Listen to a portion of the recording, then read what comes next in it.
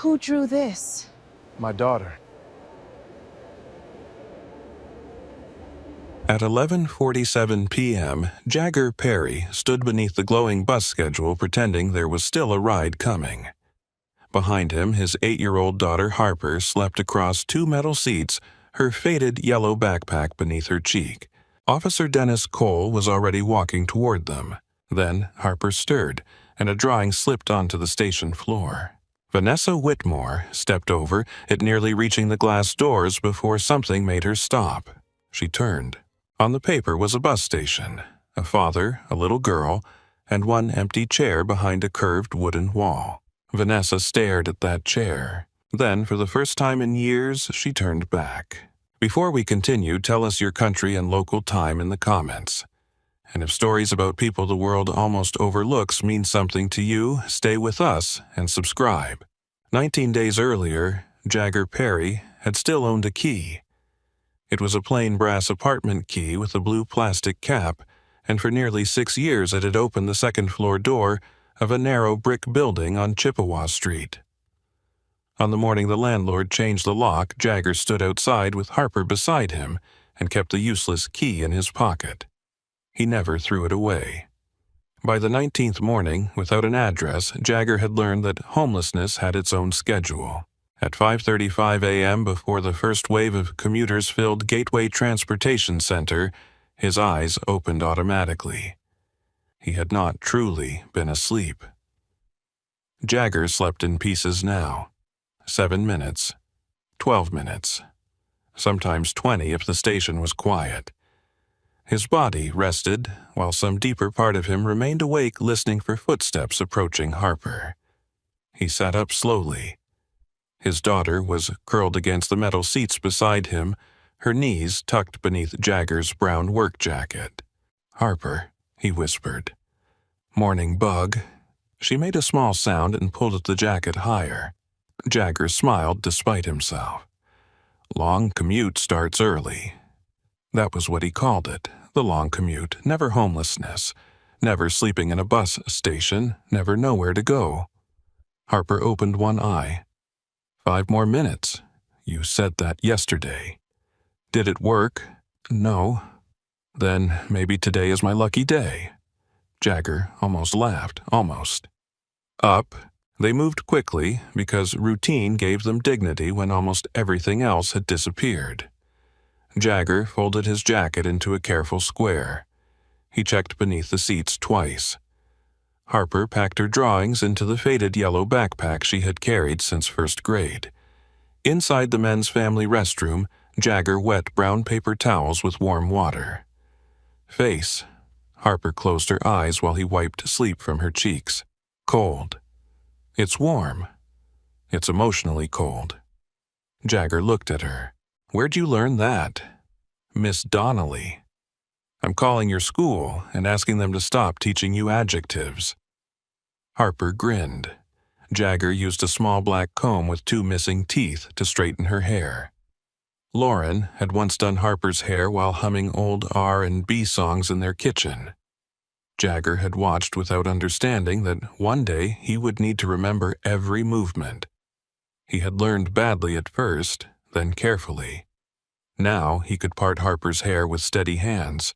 "There," he said. Harper studied herself in the mirror. "Crooked. Artistic. Crooked. Your bus is leaving." "We don't have a bus." Jagger's hand stopped, only for a second. Harper looked at him through the mirror, then she smiled. "Long commute joke." Jagger exhaled. "Very funny." At 6:12, they bought one plain bagel from the station cafe, $2.19. Jagger knew the price because every dollar had begun carrying a consequence. Harper sat across from him and broke the bagel in half. She pushed one piece toward her father. "I'm not hungry," Jagger said. "You said that yesterday." "I wasn't hungry yesterday." "And Tuesday."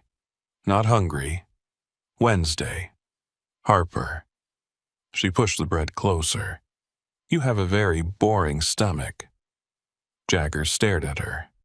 8 years old, already learning how adults lied about hunger. He took the bagel. Half, he said, half.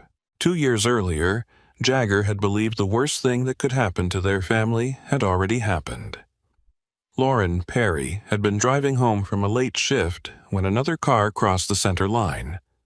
A police officer knocked on Jagger's apartment door at 1:18 in the morning.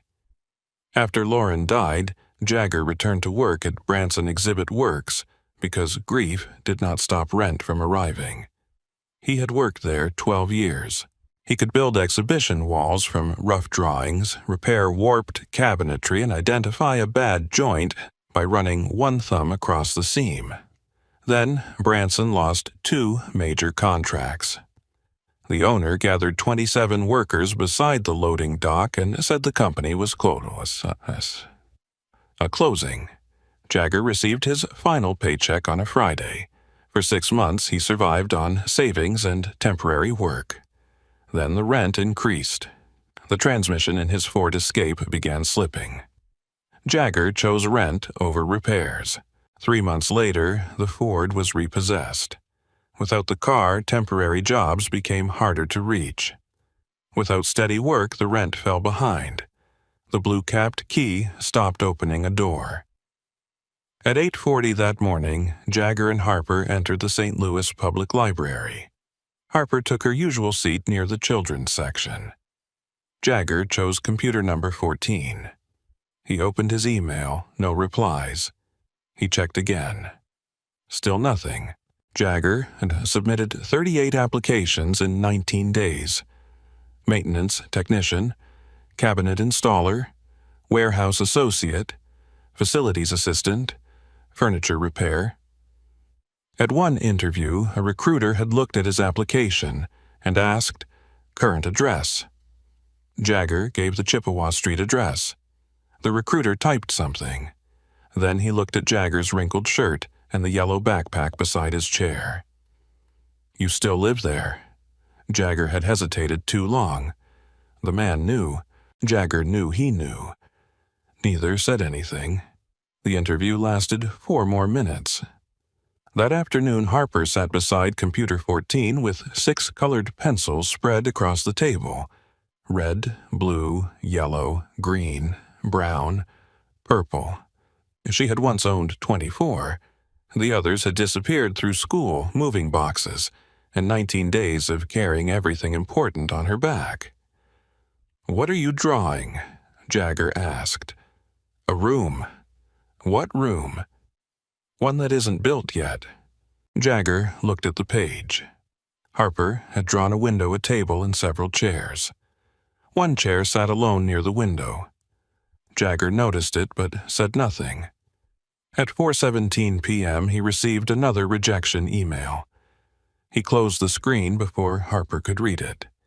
That evening, inside a library restroom stall, Jagger locked the door and removed his wallet.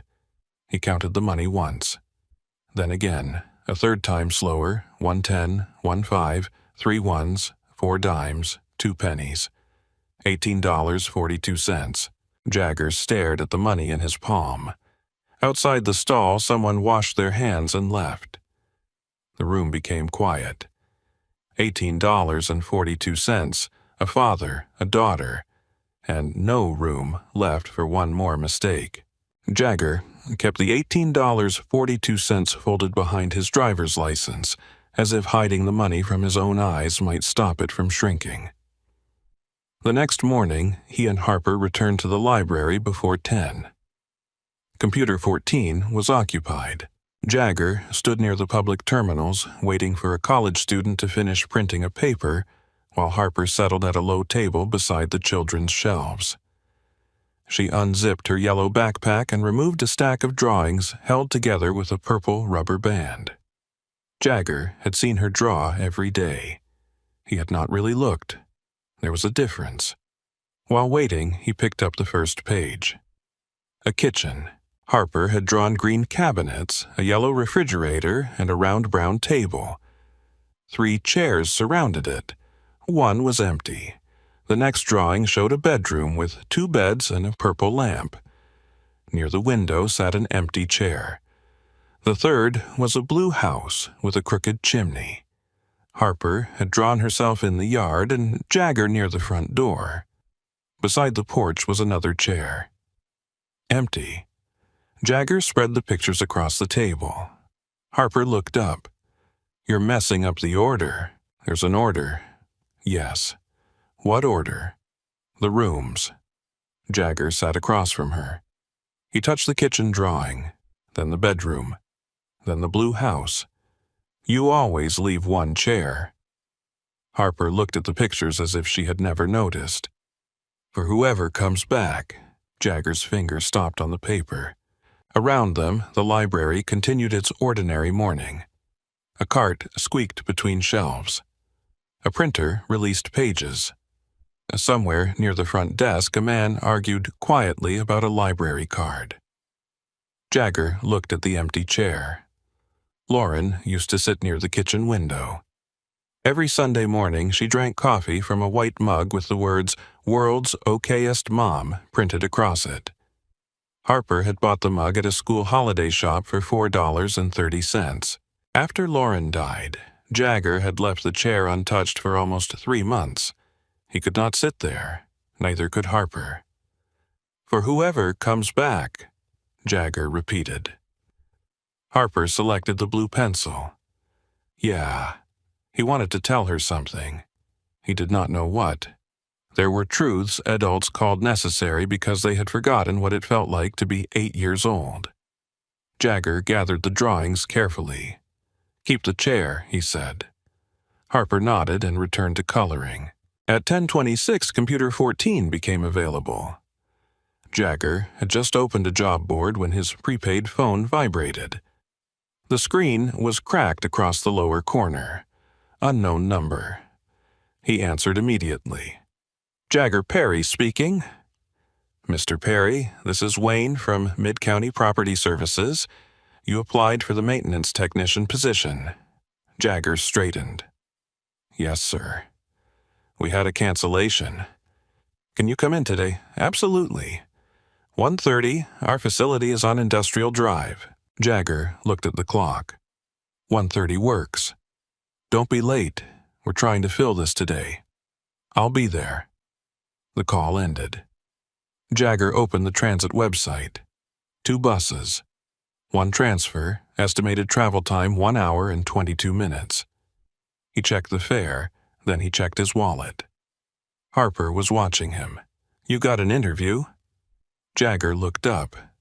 "How do you know? You do the eyebrow thing." "What eyebrow thing?" She raised one eyebrow badly. Jagger almost smiled. 1:30.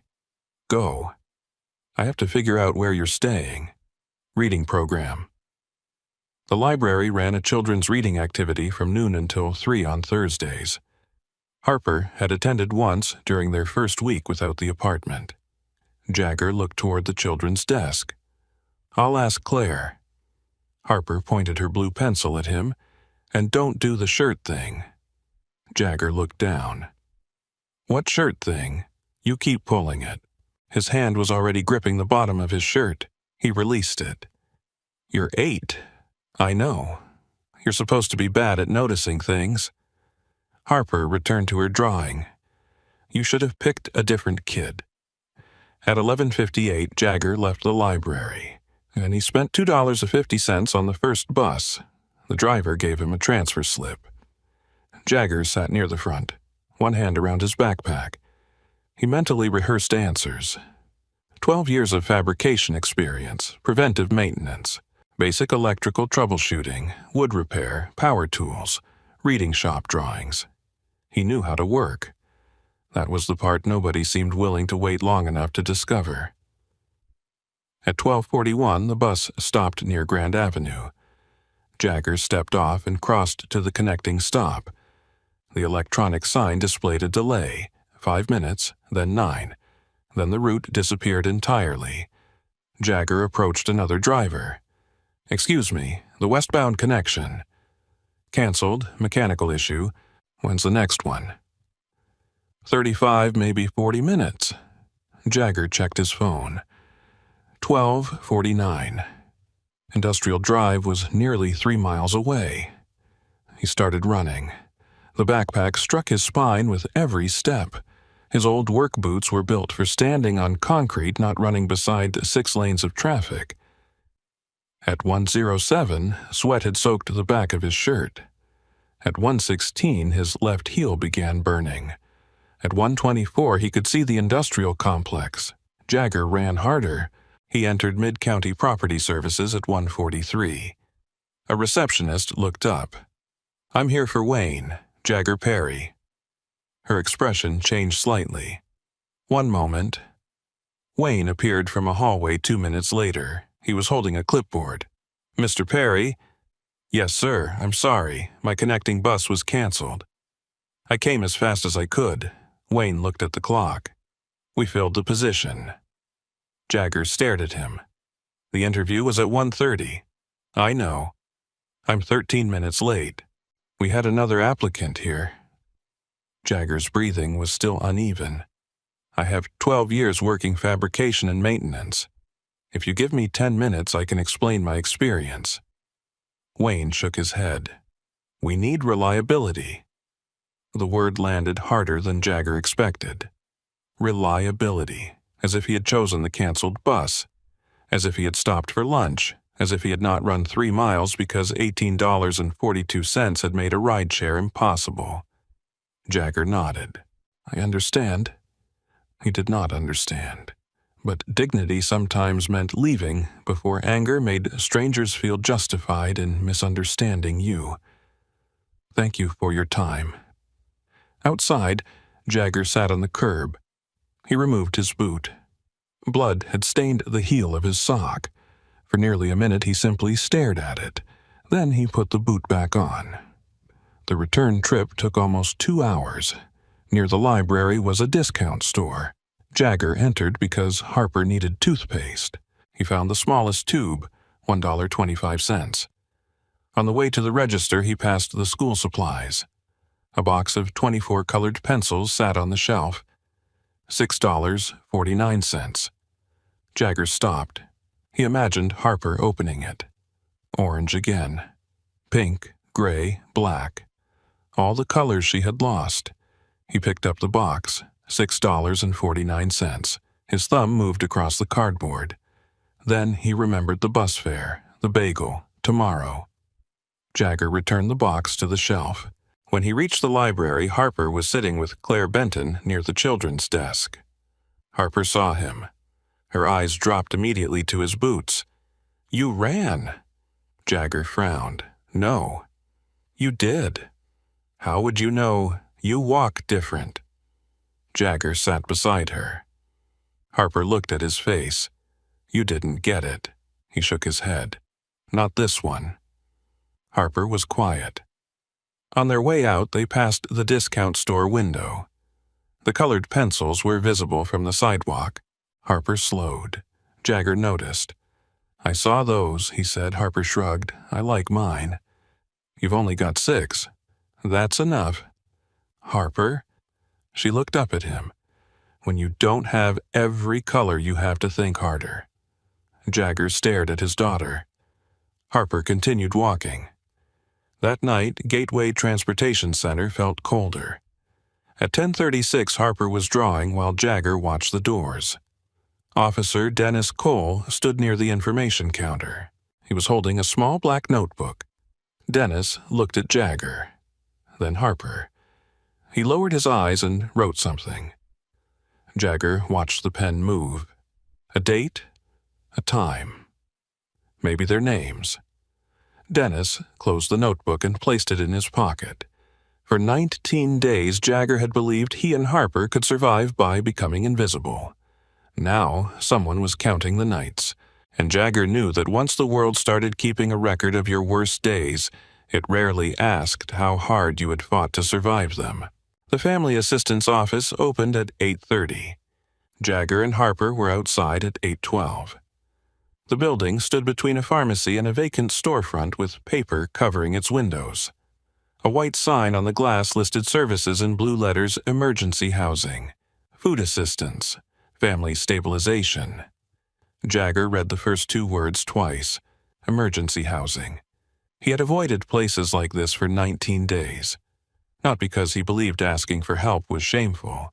Jagger had learned long ago that pride did not put food in a child's stomach, but every form asked questions. Where do you sleep? Does your child have a stable residence? Is there a safe adult available? Jagger knew those questions existed for reasons. He also knew the difference between the truth of a father's love and the truth a checkbox could hold. Harper tugged his sleeve. Are we going in? Jagger opened the door. That's why we're standing here. You were staring. I read slow. You don't. Today I do.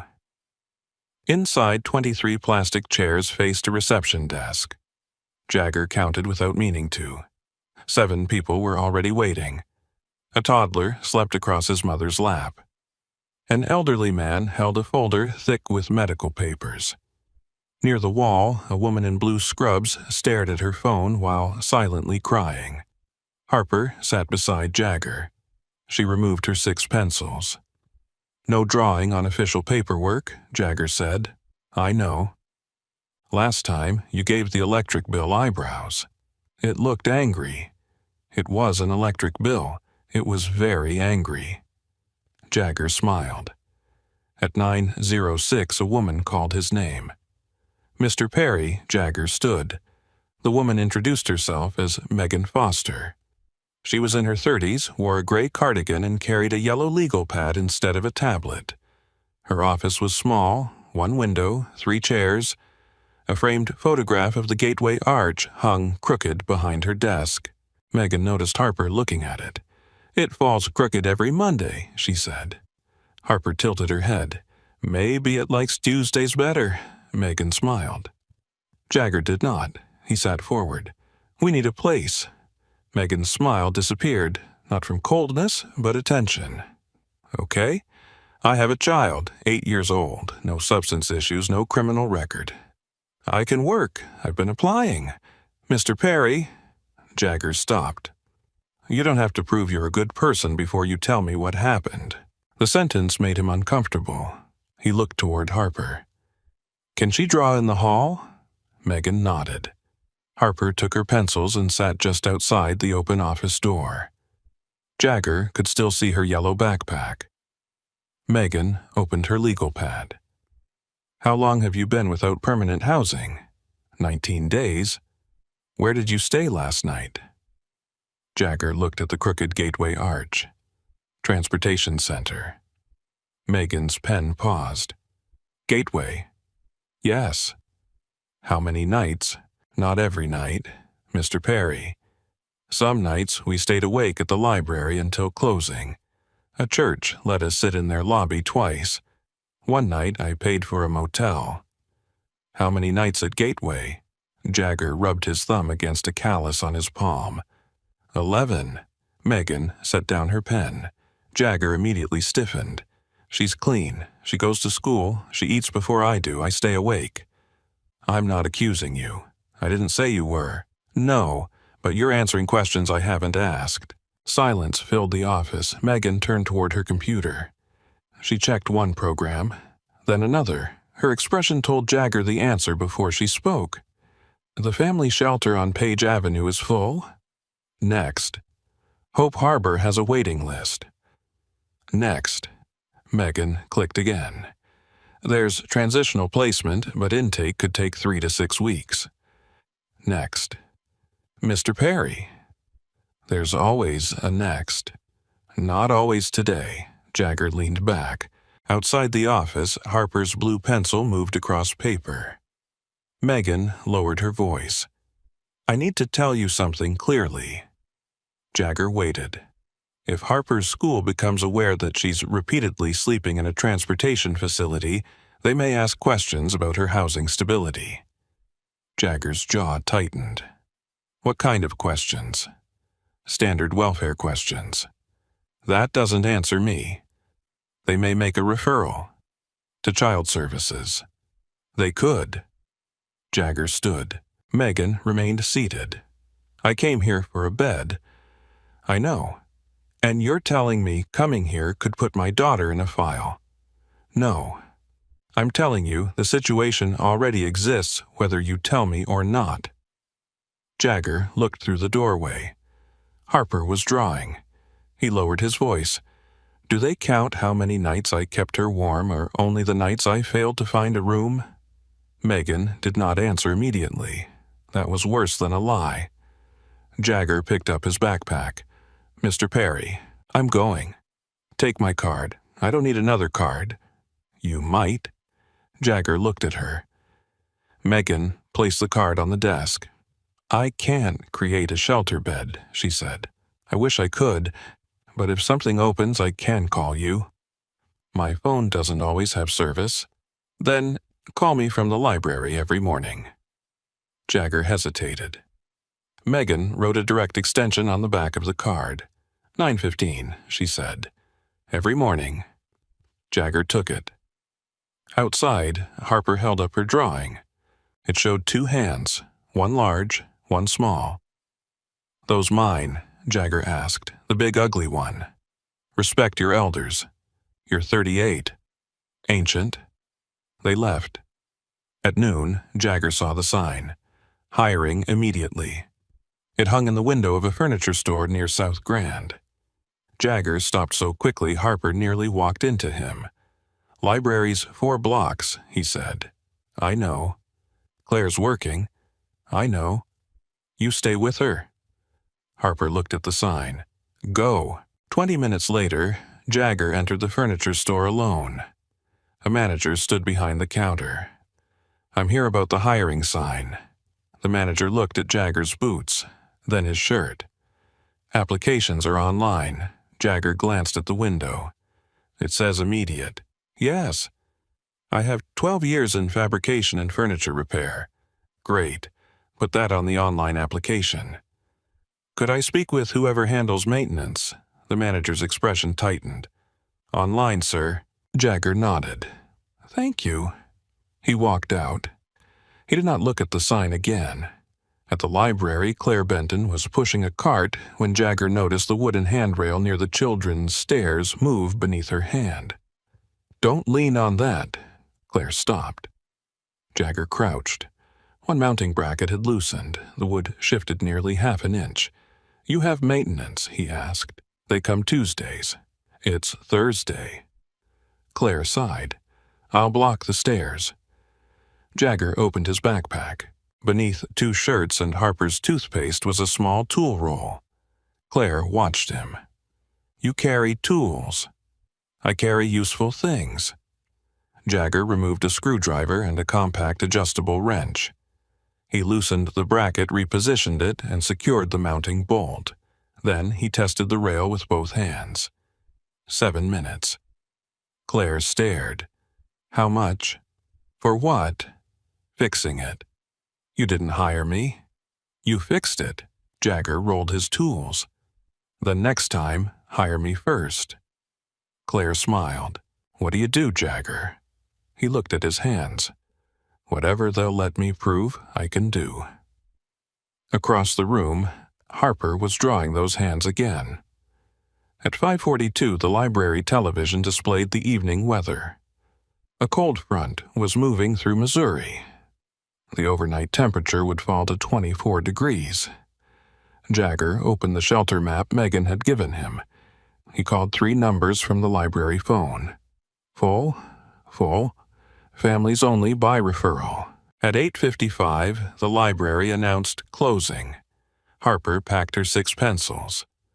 Jagger folded the shelter map and placed it in his pocket. Where are we commuting tonight? Harper asked. He looked through the windows. Wind pushed dead leaves across the sidewalk. Jagger thought of Officer Dennis Cole. The black notebook. The dates being counted. Then he thought of 24 degrees. Gateway, he said. They walked toward the bus stop. That night, at 10:51, Jagger and Harper entered Gateway Transportation Center again.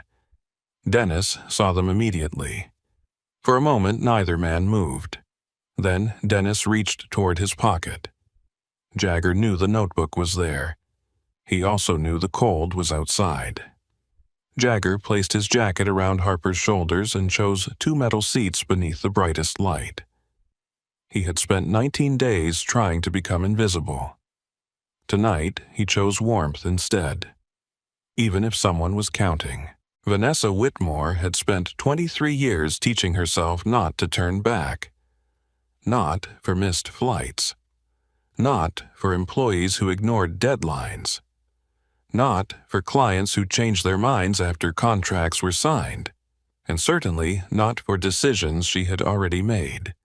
At Whitmore Civic Design, people knew one rule about their CEO. If Vanessa left the room, the discussion was over. That Thursday, she had spent 9 hours in Kansas City arguing about a transportation renovation project that should have required 4.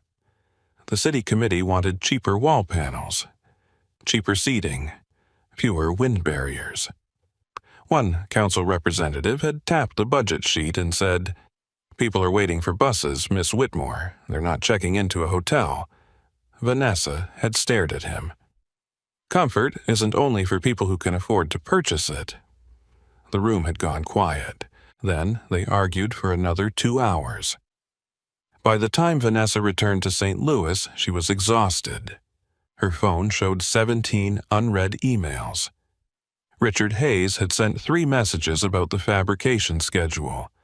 Her assistant had reminded her twice about an 8:00 a.m. review meeting. Vanessa wanted her house, her shower, silence. At 11:47 p.m., she crossed Gateway Transportation Center with one leather travel bag rolling behind her. That was when she saw Jagger Perry. She did not know his name yet. To Vanessa, he was simply a tall man in an old brown work jacket standing beneath a glowing bus schedule. He was reading it too carefully.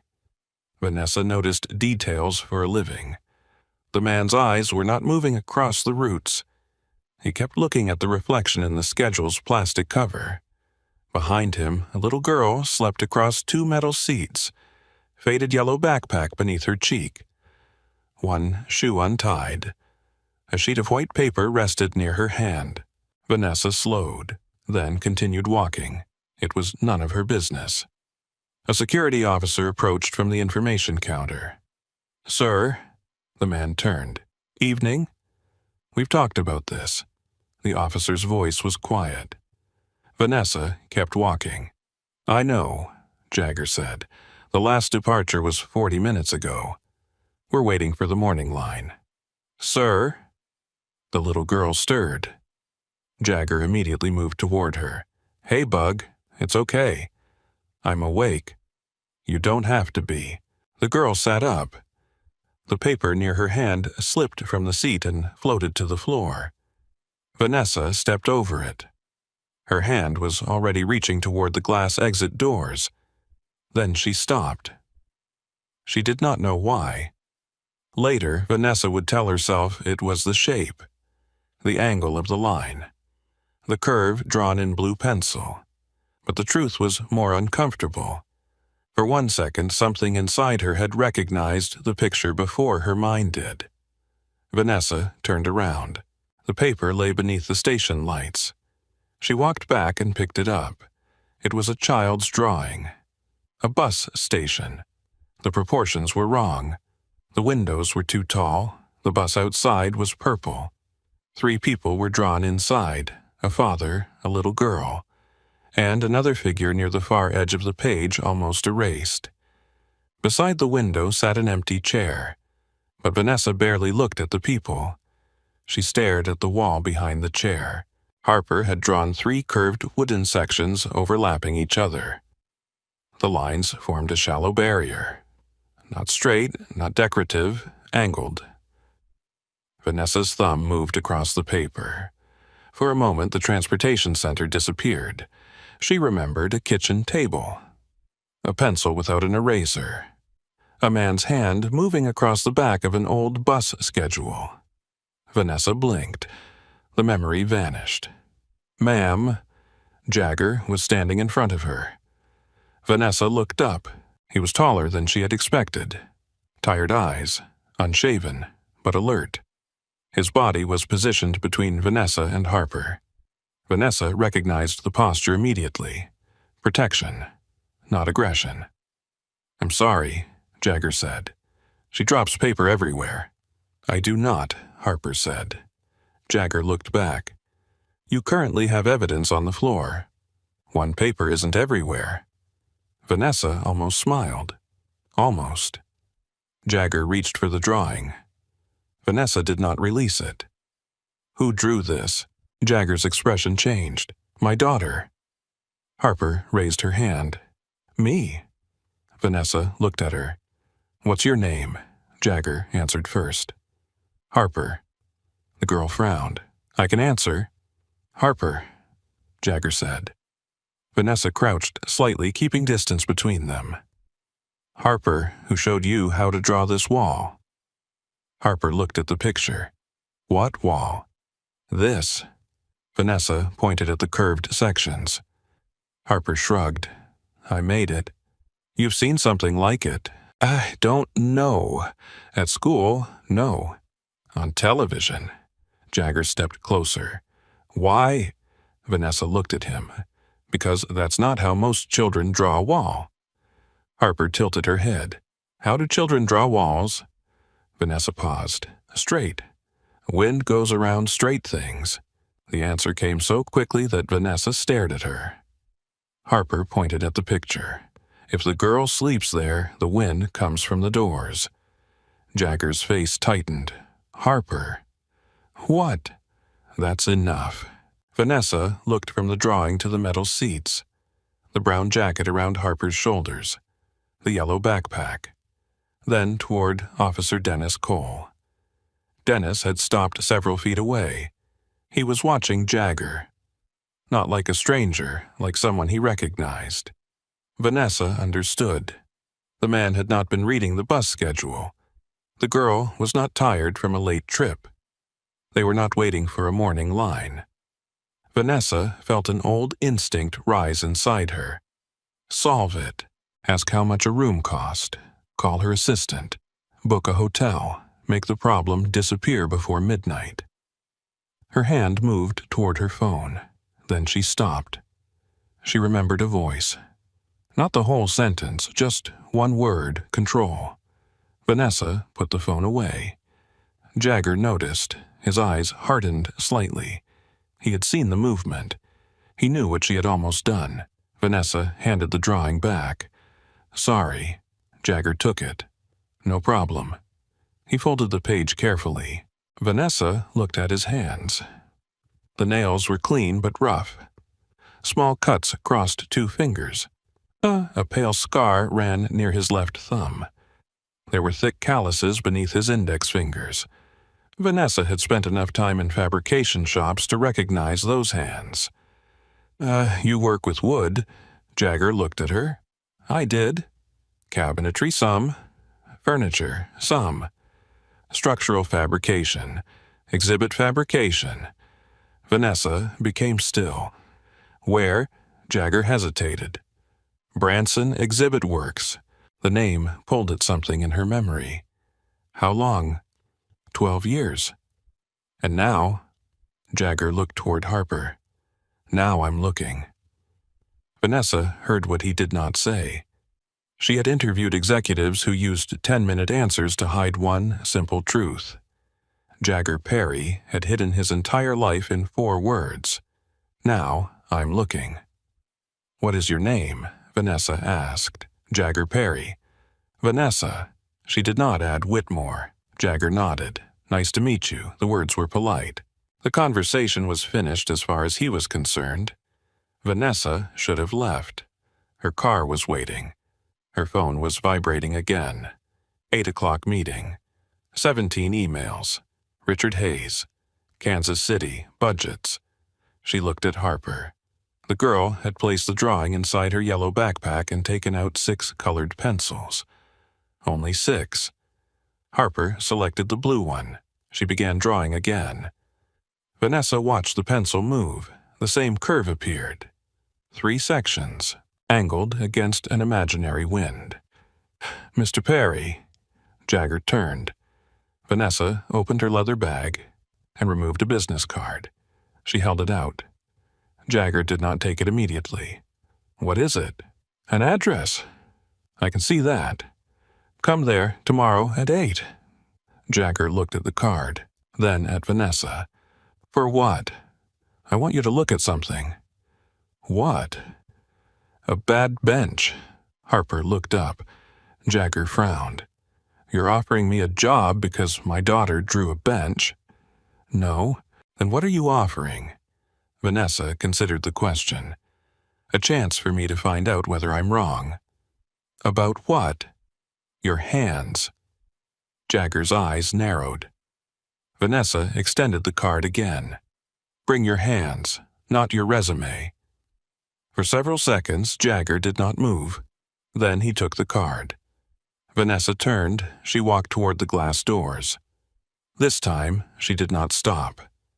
Outside, cold air struck her face. Her driver opened the rear door of a black sedan. Vanessa entered. Home? He asked. She looked through the station windows. Jagger stood beneath the fluorescent lights. He was reading her business card. Harper leaned against his arm. Vanessa could not see his expression, but Jagger could see every word printed beneath her name. Vanessa Whitmore, Chief Executive Officer, Whitmore Civic Design. He read it twice, then a third time. Harper looked at him. Who's Vanessa? Jagger stared through the glass at the sedan pulling away. He thought about the curved wall in Harper's drawing, the strange questions, the way the woman had studied his hands, and the sentence she had left behind. Bring your hands, not your resume. Jagger placed the card in his wallet. Behind the last $18.42. For the first time in 19 days, something had appeared that he had not planned for. Jagger did not know whether it was an opportunity. He did not know whether it was pity. He only knew that a CEO had walked out of the station, stopped, and come back. And tomorrow morning, Jagger Perry would have to decide whether he was willing to do the same with his own life. Jagger read Vanessa Whitmore's business card 6 times before sunrise. At 2:14 a.m., he decided he was not going. At 3:07, he changed his mind. At 4:26, after watching Harper sleep with her knees pulled beneath the brown work jacket, he decided again that he would tear the card in half.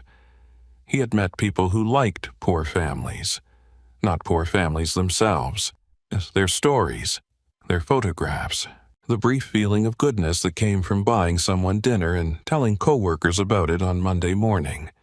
Jagger had once watched a church volunteer hand a homeless man a sandwich and ask him to wait before eating because she wanted a picture for the church's social media page. The man had smiled. Jagger remembered the smile. He also remembered the man's eyes. At 5:35, Jagger folded his jacket. Harper sat up. You're doing the forehead thing. Jagger stopped. What forehead thing? She pressed 2 fingers between her eyebrows. This? I don't do that.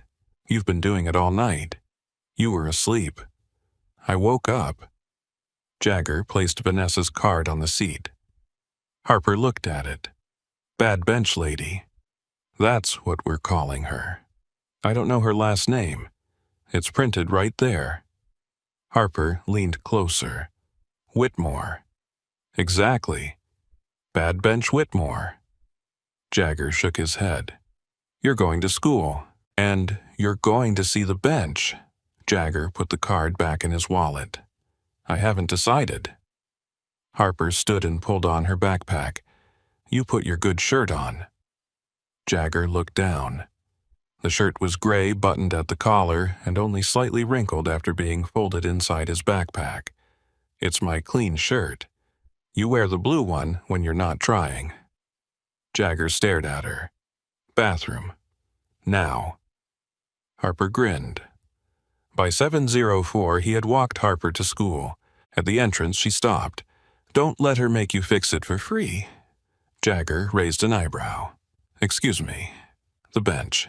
Go to class. Ask the price first. Harper. That's what you tell me at stores. Jagger pointed towards the doors. She walked backward. Ask the price. School. Harper disappeared inside. Jagger stood on the sidewalk for several seconds. Then he looked at Vanessa's card. Whitmore Civic Design was nearly 4 miles away. Bus fare would cost money. Jagger began walking. The morning air cut through his gray shirt. He kept his brown jacket zipped and moved quickly, following directions on his phone until the battery dropped to 12%. At 7:43, he reached a converted industrial district south of downtown. The building was not what he expected. Whitmore Civic Design occupied an old brick warehouse with enormous black-framed windows. Through the glass, Jagger could see drafting tables, metal-framed sheets of plywood, and several full-scale structures that looked like pieces of buildings waiting to be assembled. He stopped across the street. People entered carrying coffee. Clean boots, laptop bags, employee badges. Jagger looked down at his own boots. The left heel still hurt from yesterday's run. For 1 second, he imagined walking away. He could tell Harper Vanessa had changed her mind. Or the address was wrong. Or the bad bench had already been fixed. Harper would know. She always knew. Jagger crossed the street. The receptionist looked up when he entered. "Can I help you?" "I'm here to see Vanessa Whitmore." "Do you have an appointment?" Jagger removed the card. "She told me 8 o'clock. The receptionist looked at him, then the card. "Name?" "Jagger Perry." Before she could call anyone, a voice came from behind him. "You're early." Jagger turned. Vanessa wore dark slacks, a white shirt, and no coat.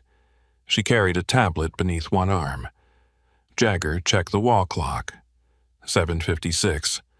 4 minutes. That's early. Depends where you worked. Vanessa studied him. "Come with me." She did not take him upstairs. Jagger had expected an office, a glass conference room, questions about his employment gap. Instead, Vanessa led him through 2 heavy doors into the fabrication area. The smell reached him first. Wood dust, metal, adhesive, cut lumber. Jagger stopped walking. For 19 days, every room he entered had reminded him of something he lacked.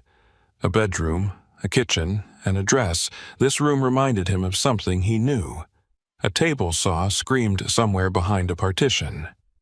A worker guided aluminum tubing through a bending machine. Large drawings were pinned to a wall. Jagger's eyes moved automatically. Measurements, connections, material notes. He had not realized how hungry he was for a language that made sense. Vanessa. A man in a navy quarter-zip approached.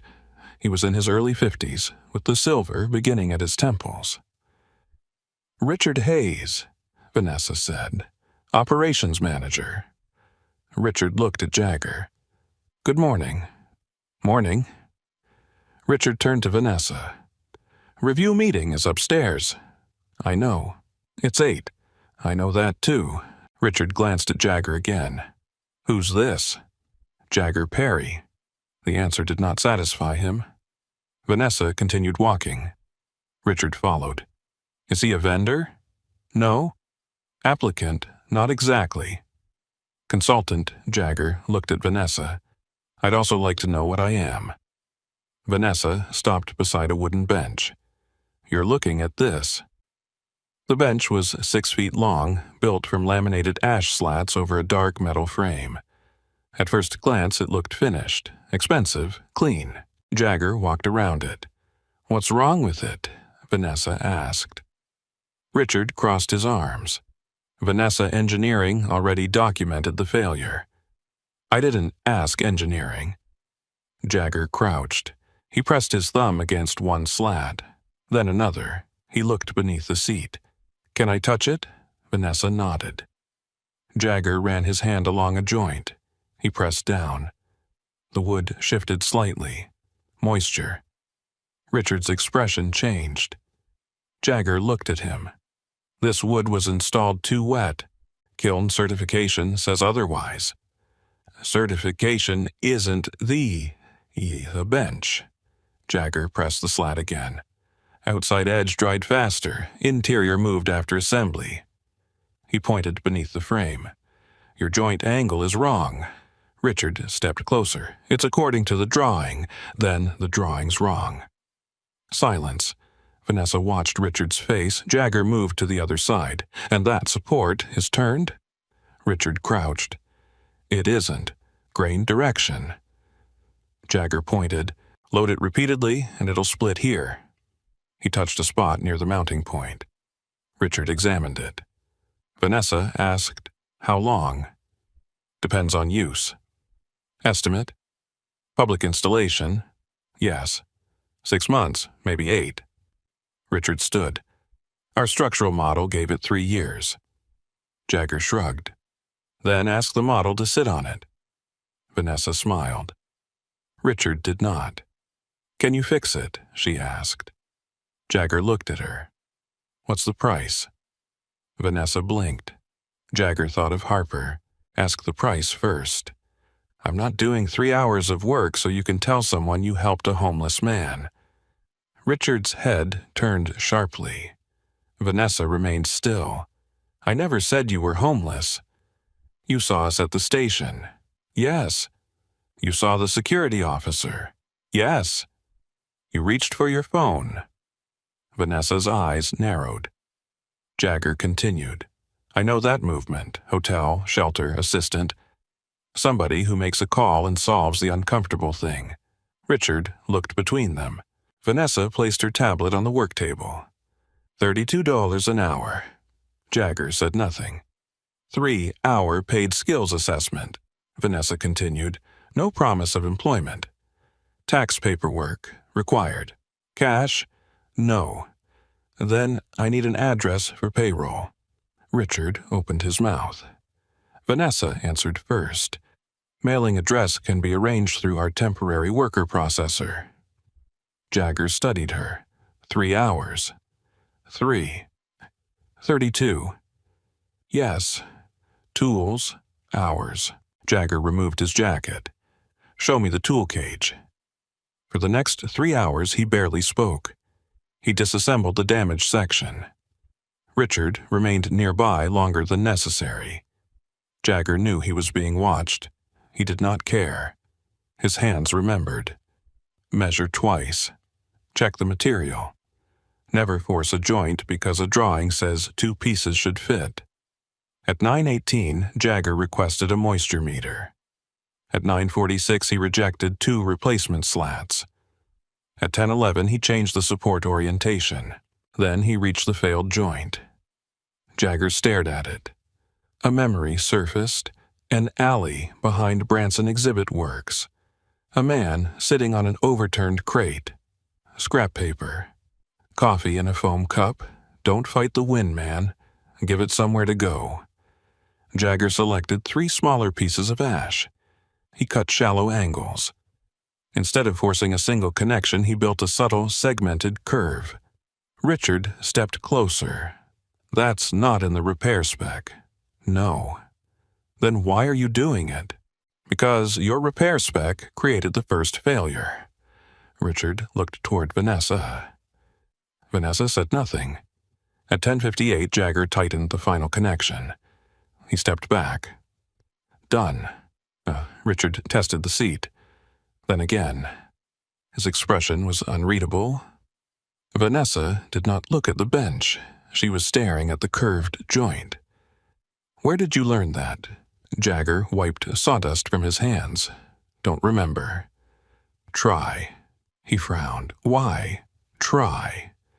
Something in Vanessa's voice had changed. Jagger looked at the curve. Guy used to come around Branson. Employee. No. Name, Jagger searched his memory. Danny, maybe. Vanessa's face lost color. Jagger continued slowly. He'd ask for scrap wood, drew things on whatever paper we gave him. Vanessa gripped the edge of the work table. What was his last name? Jagger closed his eyes. A signature on a bus schedule, a coffee cup, a thin man laughing beside a loading dock. Then the name returned. Whitmore. Vanessa did not move. Jagger looked at her. I think his name was Caleb Whitmore.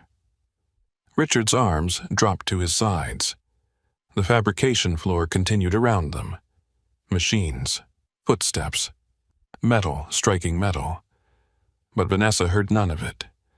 For 13 years she had trained herself not to turn back. Now, a homeless carpenter stood in her workshop, his hands resting beside a curved wooden joint, speaking the name of the brother she had left waiting near a bus station. Vanessa had been 27 when Caleb came home from the army. For the first 3 weeks, she believed everything would return to normal. Caleb still laughed too loudly at bad television. He still put hot sauce on eggs.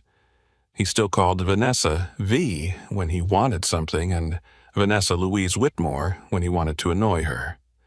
But he no longer sat with his back to a door. He checked windows twice before sleeping, sometimes 3 times. At restaurants, a dropped tray could turn his face pale before anyone else noticed the sound. Vanessa saw these things. She simply did not know how to see them correctly. So she did what Vanessa Whitmore always did when something frightened her. She made a plan. She found Caleb an apartment. She paid 6 months of rent in advance. She introduced him to a contractor who needed a warehouse supervisor. She created a spreadsheet for his expenses. When Caleb missed work, Vanessa called his manager. When he disappeared for 2 days, Vanessa drove through neighborhoods looking for him. When he returned, she asked where he had been. Caleb usually answered with silence. "You can't keep doing this," she told him once. "I know." "Then stop." Caleb had looked at her for a long time. Vanessa remembered his answer because she had hated it. If knowing how to stop was the same as stopping V, nobody would need help. At the time, she thought he was making excuses. Years passed. Caleb lost the apartment. Vanessa found another. He left the warehouse job. Vanessa found him work with a delivery company. He stopped answering his phone. Vanessa bought him another phone. Every act of help became a transaction in her mind. I did this. Why didn't you do that? I paid this. Why did you lose that Vanessa loved her brother? She simply began measuring that love with results. The last time Caleb called her in winter, she was sitting at her kitchen table, surrounded by presentation boards. Whitmore Civic Design was not yet a major firm.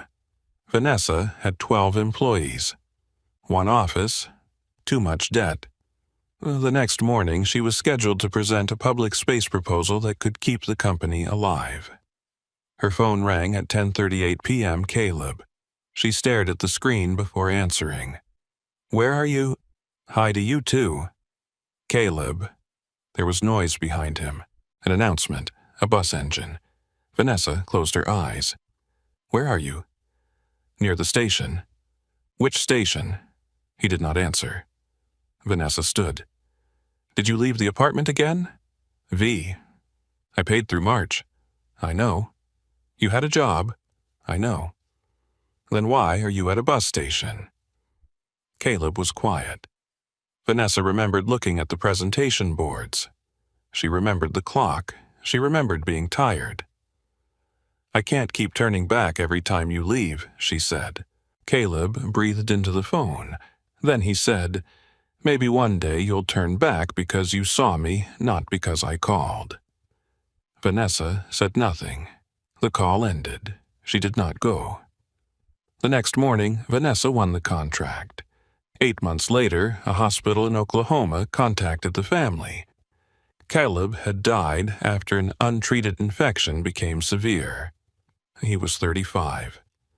For 13 years, Vanessa had told herself there was no guarantee she could have changed anything.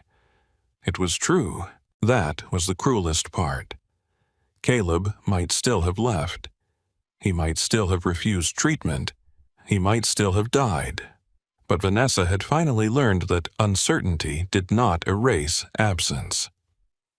Now, inside the Whitmore Civic Design fabrication shop, Jagger Perry stood beside a repaired bench and spoke Caleb's name. Vanessa stared at him. "How did you know my brother?" Jagger looked uncomfortable. "I didn't know him." "You just said his name." "I said a man used to come around the shop. That was my brother." Jagger glanced at Richard. Richard understood. "I'll check the test paperwork." He walked away. Vanessa waited until he was gone. "Tell me." Jagger picked up a brush and swept sawdust from the work table. "There isn't much to tell." "Let me decide that." The sharpness in Vanessa's voice made Jagger stop. He placed the brush down. "People came behind Branson sometimes," he said. "Scrap collectors, guys looking for cans, people asking if we had work." "And Caleb?" He asked for wood. "What kind?"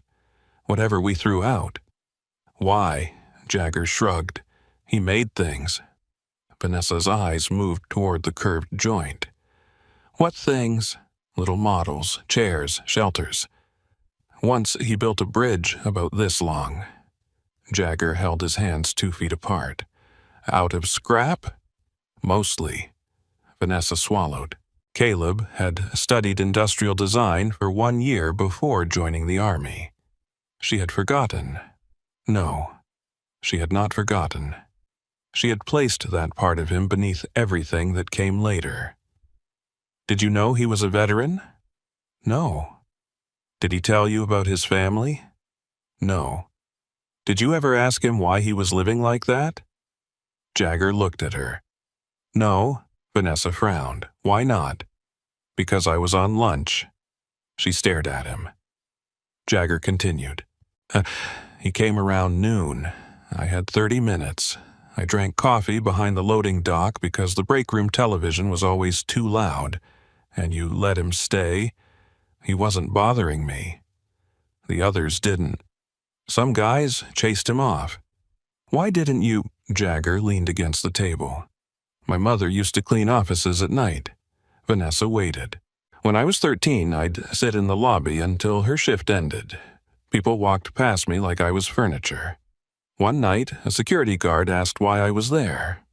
Before I could answer, some man in a suit said, 'He doesn't belong here.'" Jagger looked down at his hands. "He didn't ask me. He decided." Vanessa said nothing. "So, when Caleb showed up," Jagger continued, "I figured if I wanted him gone, I should at least wait until he gave me a reason." "Did he?" "No." Jagger smiled faintly. "He stole my coffee once." Vanessa's lips parted. "What?" "Whole cup. I went inside for a tape measure, came back and he was drinking it." "What did you do?" "Bought another coffee." A sound escaped Vanessa. It was not quite laughter. It hurt too much. Jagger looked at her. "Your brother was funny." Vanessa lowered her eyes. "I forgot that." The words came out before she could stop them. Jagger did not respond. Vanessa walked toward the repaired bench. She touched the segmented curve. "Did he show you this?"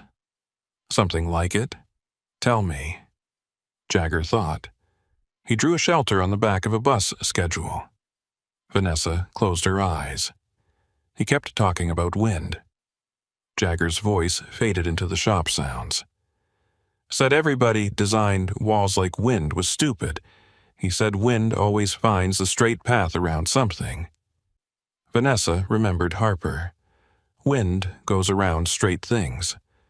Jagger continued. "Caleb drew overlapping sections. Said you shouldn't fight the wind. Give it somewhere else to go." "Did you keep the drawing?" "No."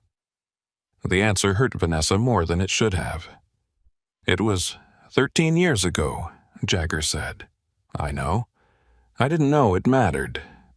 Vanessa looked at him. "Neither did I." Silence settled between them. Then Vanessa asked, "Was he dirty?" Jagger frowned. "What?" "My brother, when he came to your shop. Was he dirty?" Jagger understood the question beneath the question. "Sometimes." "Did he smell? Sometimes." "Did he talk to himself?" Once or twice. Vanessa nodded slowly. And you let him sit there, on a crate. Why? Jagger's expression tightened. I already told you. No. You told me he didn't give you a reason to make him leave. That's the reason. Vanessa stared at him. For years, she had believed helping Caleb required a strategy. Housing, employment, appointments, schedules. Jagger Perry had given him a crate. Coffee, scrap paper. 30 minutes without questions. A place where Caleb did not have to improve before being allowed to sit down. Vanessa turned away. Her eyes burned. I kept trying to fix him. Jagger remained quiet. I thought if I found the right apartment, the right job, the right doctor, he would become my brother again.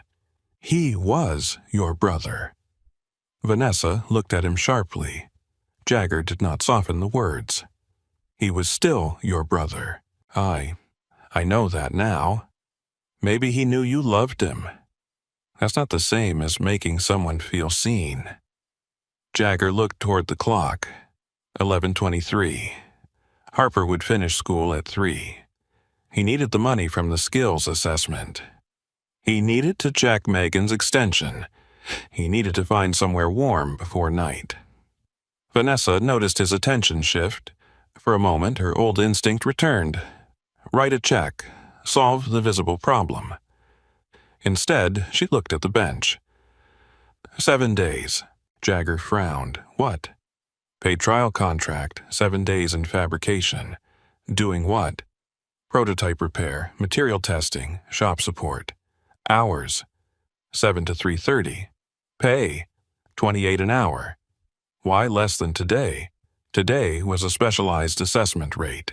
Jagger nodded. Benefits. Not on a 7-day contract. Chance of permanent work. Possible, not promised. Vanessa watched him process each answer. He was not overwhelmed with gratitude. Good. Is this because of Caleb? Jagger asked. Vanessa answered carefully. Caleb is why I looked twice. She touched the repaired joint. This is why I'm offering the contract. Jagger studied her face. If I fail, you leave after 7 days. If I do well, we have another conversation. Jagger extended his hand. Put it in writing. Vanessa looked at his hand. Then she shook it. I will. 20 minutes later, Jagger sat at a small table outside Human Resources reading every line of a temporary employment agreement.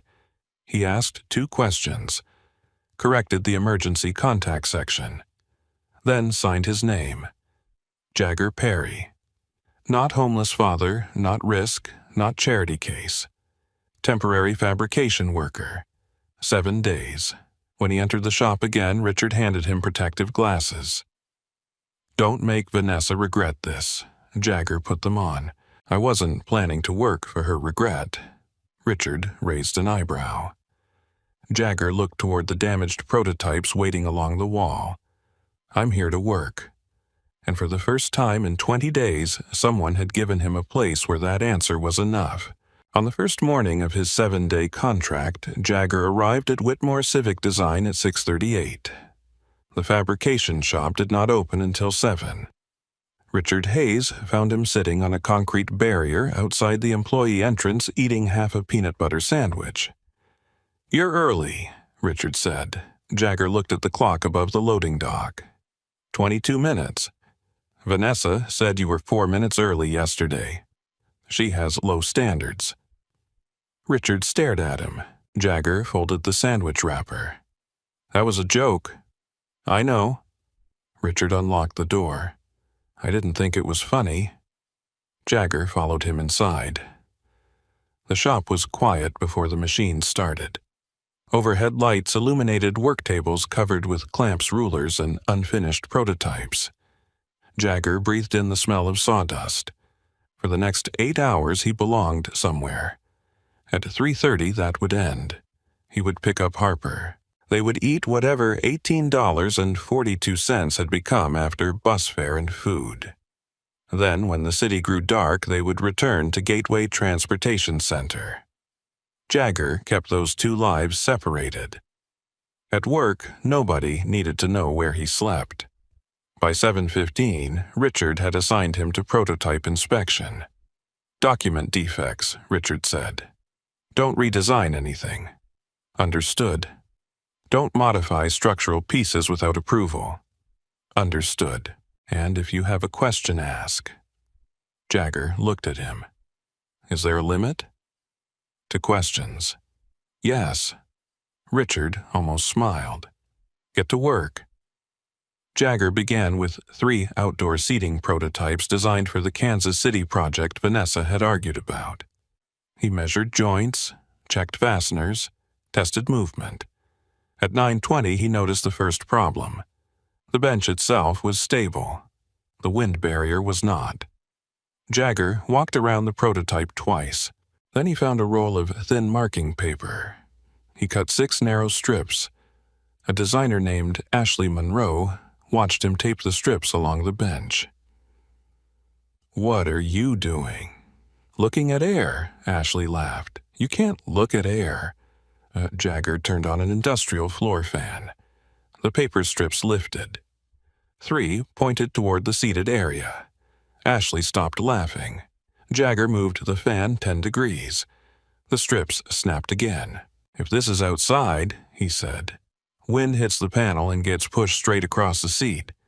We modeled airflow." "Where?" "Software." Jagger nodded. "Did the software wear a coat?" Ashley crossed her arms. "Excuse me. People don't sit like digital models." Richard approached. "What's going on?" "Mr. Perry is challenging our airflow analysis with paper." Jagger pointed at the strips. "Paper doesn't know who designed the bench." Richard looked at them. The fan continued blowing. One strip repeatedly struck the backrest. Richard turned the fan off. The simulation accounted for prevailing wind. Wind doesn't read reports. Ashley sighed. "This is ridiculous." Richard looked at Jagger. "Can you repeat the test?" "Yes." "Document it." Ashley opened her mouth. Richard raised one hand. "Document it." By lunch, 4 people were standing around the prototype. Jagger changed fan positions. He changed heights. He placed a weighted jacket on the bench to show how fabric altered airflow around a seated body. The problem remained. Vanessa arrived at 12:17. "What did I miss?" Richard handed her the test sheet. "Paper." Vanessa looked at him. "Paper." Richard pointed at Jagger. "Apparently, we've been overcomplicating air." Jagger was adjusting another strip. Vanessa watched the test. The paper lifted. The wind crossed the exact location where a person's neck and face would be. Vanessa looked toward Ashley. "Simulation?" "Within accepted parameters." Jagger turned off the fan. "Accepted by who?" Ashley stared at him. Vanessa intervened. "Jagger," he nodded. "Sorry." But Vanessa understood the question. She looked at the bench. "Run the test on the other models." Richard checked the clock. "That changes today's schedule." Then change today's schedule. By 3:30, Jagger had found similar airflow problems in 2 additional prototypes. Richard did not praise him.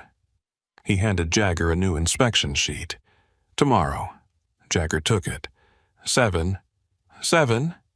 "I'll be here." Richard looked at him for a moment. "I believe you." The words should have felt good. Instead, they hurt, because in less than 3 hours, Jagger would be sitting beneath fluorescent lights at Gateway pretending not to be tired.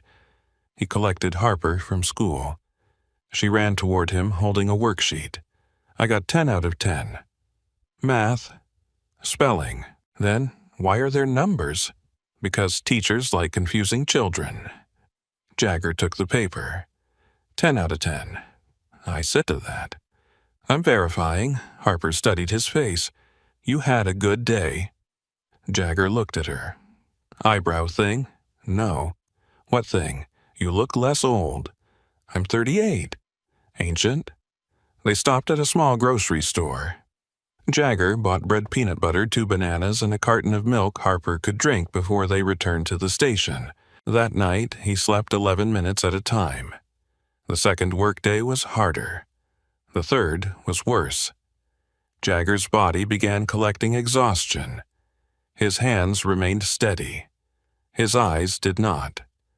At 2:48 on the third afternoon, he nearly measured a cut from the wrong edge. He caught himself before touching the saw. Richard noticed. "You okay?" "Yes." That answer came fast. "I'm fine." Richard looked at the workpiece. "You don't make measurement mistakes." "I didn't make one." "You almost did." "Almost isn't a cut." Richard said nothing. Jagger completed the shift. At Gateway that night, Officer Dennis Cole walked past at 11:03. He looked at Harper, then Jagger. "Cold tonight. We're good." Dennis looked at the brown jacket wrapped around Harper. Jagger wore only his gray shirt. Dennis walked away. 10 minutes later, he returned, carrying a paper cup. "Coffee machine made 2. Jagger looked at him. "There isn't a coffee machine behind your desk." Dennis held out the cup. "Then it's a miracle." Jagger took it. "Thank you." Dennis nodded. He did not remove the black notebook from his pocket. On the fourth morning, Harper coughed. Jagger touched her forehead. "You warm. I'm wearing your jacket." "Harper." "I'm okay." Her forehead felt normal. Jagger walked her to school. "Tell Miss Donnelly if you feel sick." "I won't." That wasn't optional. Harper sighed. "Fine." At 10:42, Harper's temperature reached 101.3 degrees. The school office called Jagger. His phone sat inside his backpack in an employee locker. The battery had died at 9:56. At 11:05, the school called again. At 11:19, Miss Donnelly tried the old Chippewa Street number listed as an emergency contact. Disconnected. At 11:31, the school nurse called Megan Foster after finding her name on a recent family support document. Megan called Whitmore Civic Design. The receptionist found Richard. Richard found Jagger beneath a prototype tightening a frame connection. "Jagger, give me 30 seconds. Your daughter's school called." Jagger's wrench stopped. "What?" "She's sick." Jagger slid out so quickly his shoulder struck the frame. "How sick? Fever? How long ago?" "I don't know." Jagger ran toward the lockers. He found his phone. Black screen. "No." He pressed the power button. Nothing. "Damn it." Richard followed. "We're in the middle of a scheduled test." Jagger shoved the phone into his backpack. "My daughter is 8. I understand, but you need to notify me before leaving the floor." "I'm notifying you." "Jagger." Jagger turned. For 4 days, he had swallowed every suspicious look, every whisper, every question about why Vanessa had brought him into the shop. But Harper had been sick for nearly an hour, while he stood 15 minutes away believing she was safe. "I have to go." Richard's face hardened. "Then go." Jagger left. He reached the school at 12:07. Harper was curled on a cot in the nurse's office. Her face was flushed. When she saw him, she tried to sit. "Hey, Dad." Jagger knelt beside her. "I'm sorry." "For what?" "My phone." "It's okay." "No." Jagger touched her forehead. "It isn't." He took Harper to a community clinic. A nurse examined her. Viral infection. Fluids. Rest. Monitor the fever. Jagger sat beside Harper while she slept in the clinic chair. At 2:16, his phone finally turned on after borrowing a charger. 3 missed calls. 1 voicemail from Richard. Jagger did not listen to it. Back at Whitmore Civic Design, Richard completed an incident report. Temporary employee left scheduled testing before shift completion. He stared at the sentence, then signed his name. At 4:40, Vanessa requested Jagger's temporary employment file. She read Richard's report. then the emergency contact section, then the address. Vanessa recognized it. She opened her computer, typed the address. The St. Louis Public Library appeared on the screen. Vanessa leaned back. For several seconds, she said nothing. She remembered Jagger's gray shirt, his exhaustion, the measurement he had almost taken from the wrong edge, Harper's yellow backpack, the metal seats at Gateway. Vanessa opened her desk drawer. Inside was Harper's first drawing. She had made a copy before returning the original, the bus station, the curved wall, the empty chair. Vanessa stared at it. Then she picked up her coat. At 8:52 that evening, Jagger sat beneath the lights of Gateway Transportation Center with Harper asleep against his side. He did not know whether he still had a job. He did not know that Vanessa had discovered his false address. And he did not see her standing outside the glass doors, watching him wrap his only jacket around his daughter before settling into a metal chair for another sleepless night. This time, Vanessa did not need a drawing to make her turn back. She had finally seen the truth. Vanessa remained outside the glass doors for nearly 4 minutes. She had stood in front of city council's investors and angry contractors without wondering where to put her hands. Now, she kept one hand inside her coat pocket because she did not trust herself not to reach for her phone. Jagger sat beneath the station lights. Harper was curled against him, wrapped in his brown work jacket. Her faded yellow backpack rested between her shoes. Jagger wore only his gray shirt. Every few minutes his head lowered, then lifted. He looked toward the doors, the information counter, the clock, Harper, always Harper. Vanessa understood why he had almost measured from the wrong edge. The man had been working 8 hours after sleeping in pieces on a metal chair. She entered the station. Jagger saw her immediately. His face changed, not surprise, defense. Vanessa approached. "How is Harper? Fever's down." "Good." Jagger looked at her coat, then toward the glass doors. "You followed me." "No." "Then this is a strange place for a CEO to spend Wednesday night. I checked your employment file." Jagger's jaw tightened. Vanessa continued. "The address you provided is the public library." Harper moved against his shoulder. Jagger lowered his voice. "You came here to fire me." "No." "Richard's report. I read it. I left the floor. Your daughter was sick." "I left without completing the test." Vanessa stared at him. "You think I'm here to discuss a prototype?" "I think people with jobs usually talk to workers about work. And people sleeping in bus stations." Jagger's expression hardened. Vanessa immediately regretted the question. That came out wrong. It came out clear. Jagger. Harper's sleeping. Vanessa looked at the child. Harper's cheeks were still slightly flushed. "There's a hotel 6 blocks from here." Jagger said nothing. "I can book a room for a week." "No," Vanessa blinked. "You didn't hear the offer." "I heard hotel. 1 week." "No." "Jagger, your daughter has a fever." "Had. She needs a bed. I know what she needs."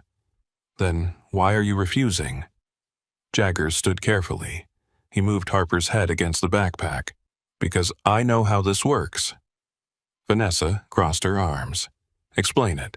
You book a room." "Yes." "We sleep there." "Yes." 7 days later, the reservation ends.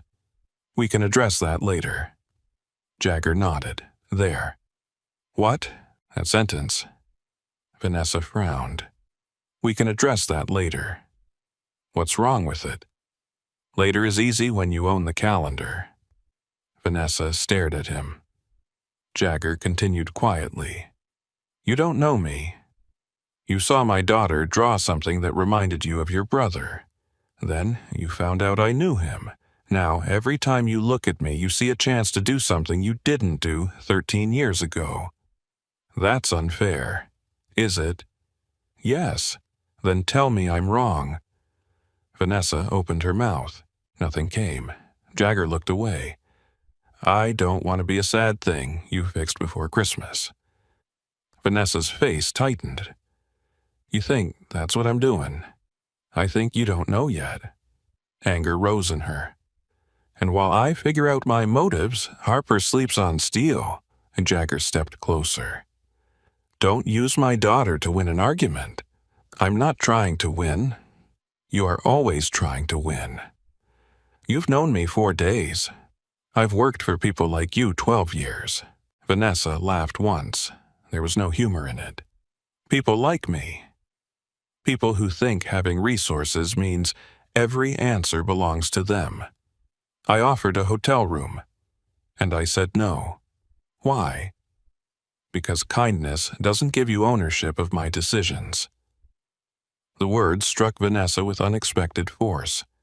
She remembered Caleb, the apartments, the jobs, the spreadsheets, every conversation that had begun with, I found you something.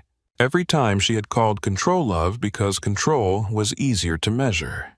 Vanessa looked away. Jagger watched her. When she spoke again, her voice was quieter. I don't know how to do this. Jagger frowned. Do what? Help someone without taking over. The station announcement interrupted them. A recorded voice listed an early departure.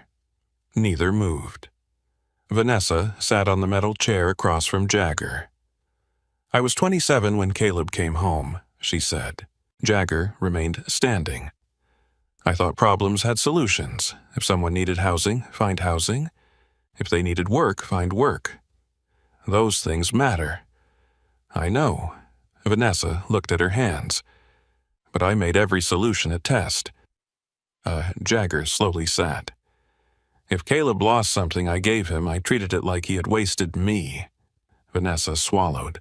The last night he called, I could hear buses behind him. Jagger looked at her. I knew he was somewhere like this. Vanessa's eyes moved across the station. I didn't go. Harper stirred. Her eyes opened slightly. Bad Bench Whitmore. Vanessa looked at her. Jagger closed his eyes. Harper. What? Vanessa's mouth twitched. Bad Bench Whitmore. Harper pushed herself upright. Dad said your name was Vanessa. I did not call her Bad Bench Whitmore. You didn't stop me. Jagger rubbed his forehead. How's your head? Heavy? Fever? I don't know, I'm 8. Jagger touched her forehead. Harper looked at Vanessa. Why are you here? Vanessa hesitated. Your father and I were talking. No, why did you come back? Jagger looked at his daughter. Harper. At the station, the first night. Vanessa became still. Harper pulled the jacket closer. You left, then you came back. Vanessa looked through the glass doors. A black sedan passed outside. 13 years disappeared. She heard Caleb's voice. Maybe one day you'll turn back because you saw me. Because once, Vanessa said I didn't. Harper waited. Vanessa looked at her. My brother needed me to turn back. I kept going. Did he get okay? Vanessa felt the question in her chest. No. Harper lowered her eyes. I'm sorry. Thank you. Harper leaned against Jagger again. Within minutes, her eyes closed. Jagger watched Vanessa. She'll remember that. I know. You could have lied. I've been lying to myself long enough. For a while, neither spoke. Officer Dennis Cole stood near the information counter. He had noticed Vanessa. He had also noticed Jagger's posture. Dennis stayed where he was. Vanessa finally said, We have an unused restroom at the rear of the fabrication building. Jagger's expression changed. No. Listen first. He remained silent. It's not a hotel. Still sounds like a room. It has a sofa, sink, bathroom. For how long? 7 nights. And then, the agreement ends. Jagger studied her. Vanessa continued. The room needs work. Cabinet hinges broken. Sink leaks. One wall needs patching. You can use it for 7 nights if you repair it outside paid working hours. You're offering housing for labor. I'm offering a written temporary use agreement. Insurance. Richard will hate that you asked. Richard isn't here. Yes, insurance can review it. Harper allowed on the property overnight. I'll confirm that in writing. Access and separate rear entrance. Does this affect my 7-day work contract? No. If you fire me tomorrow, the room agreement remains for 7 nights. Vanessa watched Jagger process every condition. This time, she did not interrupt. She did not tell him Harper needed it. She did not reach for her phone. Jagger looked at his daughter, then at the metal seats. Written agreement? Yes. No photographs. Vanessa frowned. Why would there be photographs? You'd be surprised. No photographs. No social media. Agreed. No company story about helping a homeless employee. Agreed. Jagger extended his hand. 7 nights. Vanessa shook it. 7 nights. At 10:06, Vanessa called her legal director. At 10:41, a temporary property use agreement arrived by email. Jagger read it on Vanessa's phone, every line, twice. At 11:03, Jagger lifted Harper's yellow backpack. He carried 1 bag. Vanessa carried nothing until Jagger handed her the second. It was a small gesture, but she understood. Help had been offered. Now he was choosing the shape of it. Near the doors, Officer Dennis Cole approached. Jagger stopped. Dennis looked at Harper, then at the bags. You catching a bus?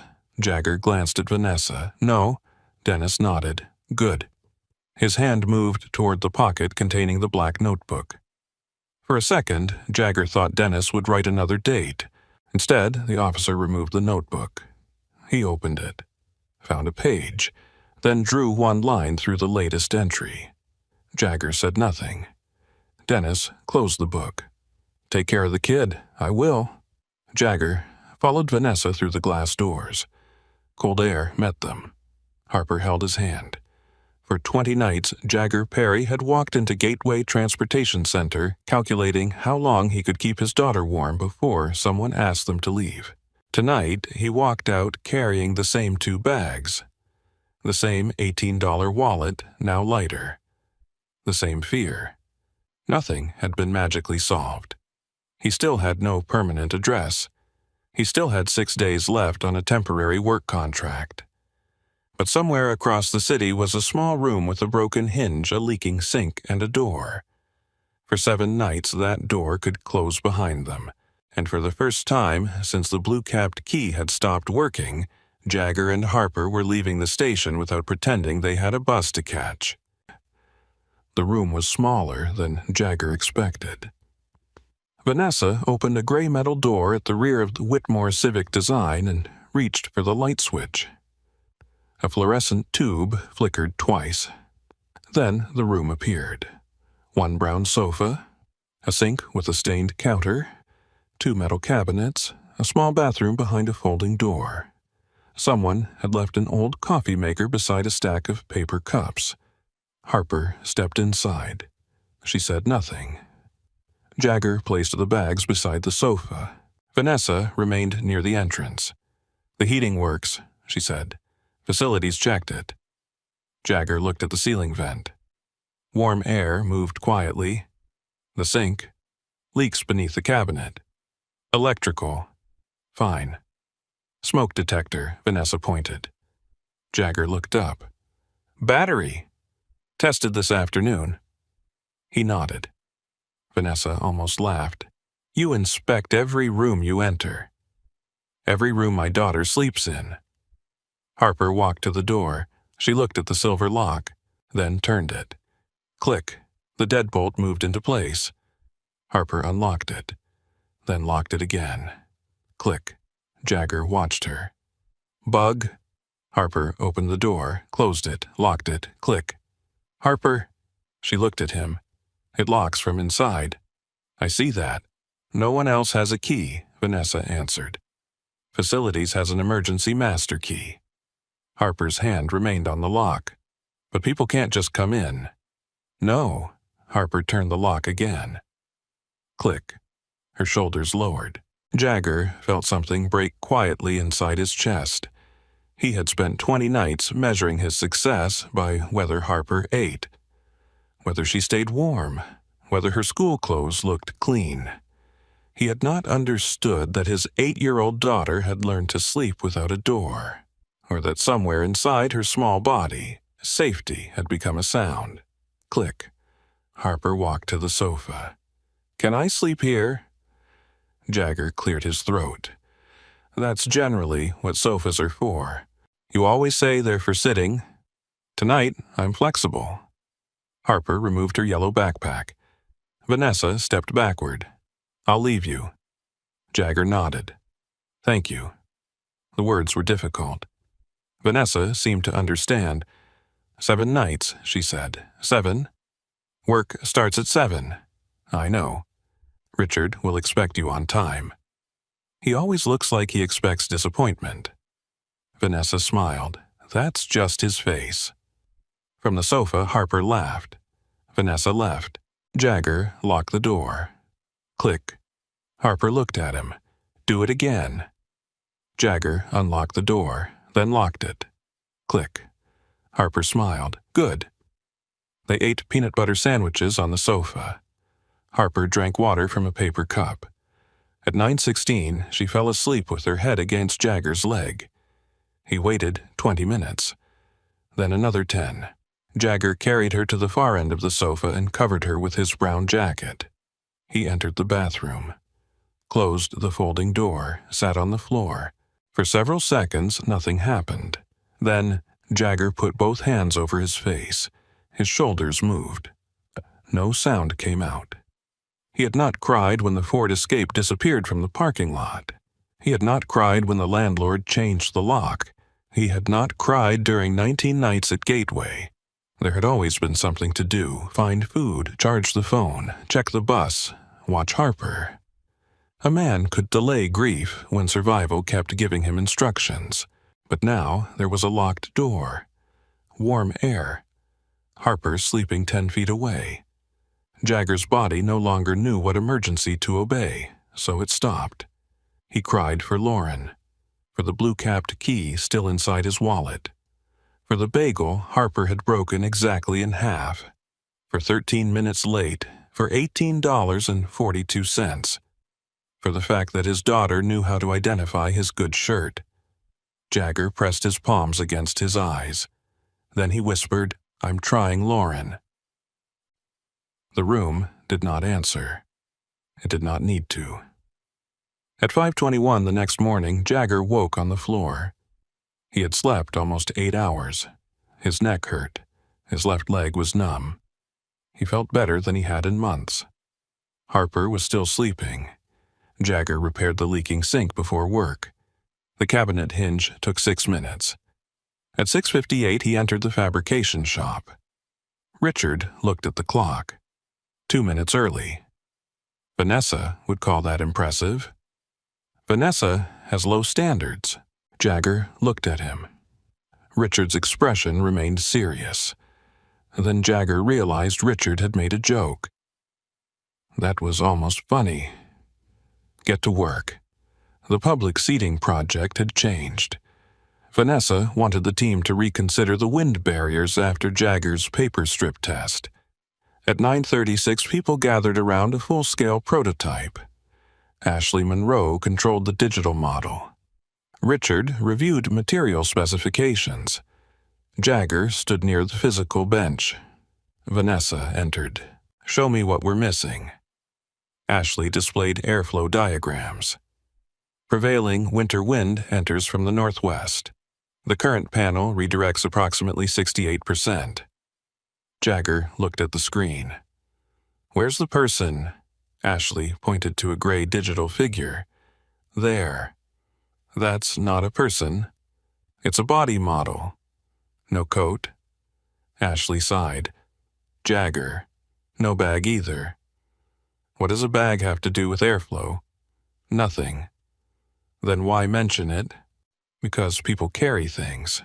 Richard crossed his arms. Explain. Jagger walked to the bench. If somebody's waiting 10 minutes, they sit here. He chose the center. If they're tired, they sit near the end. He moved. Why? Vanessa asked. So they can lean. Jagger placed his shoulder against the side panel. If they have bags, bags go here. He pointed beneath the bench. If there's a kid sits away from the door. He indicated the inner seat. And the adult, Jagger, sat beside the imaginary child. Here. The paper strips lifted when Ashley activated the fan. 3 struck Jagger's shoulder and neck. He looked at Richard. That's where your wind goes. Ashley frowned. You're using one very specific scenario. Jagger stood. No. You're using one very specific scenario. What scenario? Person with nothing. The room became quiet. Jagger pointed toward the digital figure. No bag, no child, no bad knee, no reason to lean, no reason to stay longer than the schedule says. Ashley looked at the screen. Jagger continued. You're designing for somebody who enters exactly when the bus arrives. Richard said, Transit facilities aren't shelters. I didn't say they were. You're designing around people sleeping on benches. Jagger looked at him. Sometimes they're the same person for one night. Nobody spoke. Jagger thought of Gateway, a mother in blue scrubs crying in the assistant's office, the elderly man with medical papers. People did not always become homeless in a dramatic collapse. Sometimes a paycheck arrived Friday and an eviction happened Thursday. Sometimes a transmission failed. Sometimes a spouse died at 1:18 in the morning, and 2 years later the math still had not recovered. Vanessa walked toward the prototype. Move the barrier. Ashley blinked. What? Use Jagger's segmented angle. That changes the visual profile. Then change it. Richard looked at Vanessa. Kansas City already rejected the higher fabrication cost. Jagger examined the panel. It doesn't need to cost more. Richard turned. How? Shorter sections. More joints means more labor. Not if they're modular. Jagger picked up a pencil. He drew directly on a scrap sheet. 3 repeated sections. Same cut, same angle, damage 1, replace 1. Richard stepped closer. Ashley joined him. Vanessa watched Jagger's hand. The shape appeared again. The curve, Caleb's idea, Harper's drawing. But this time Jagger was not copying a memory. He was building forward from it. Richard studied the sketch. Possible. Ashley nodded reluctantly. Maybe. Vanessa looked at Jagger. You're presenting this. His pencil stopped. Presenting where? City Review. No. Vanessa blinked. No, I build things. You just explained the problem. To 6 people. The City Review has 12. That's twice as bad. Ashley laughed. Richard looked away, hiding a smile. Vanessa remained serious. They need to hear why the design matters. Then you tell them. They've heard me. You're the CEO. Exactly. Jagger placed the pencil down. I don't do rooms with polished tables. You repaired a bench in front of Richard? Bench didn't interrupt. Richard said, I considered it. Jagger ignored him. Vanessa stepped closer. 3 days. For what? To prepare. I said no, and I heard you. Then why are we still talking? Because your hands proved you understand the problem. Vanessa tapped the drawing. Now your voice has to prove the rest.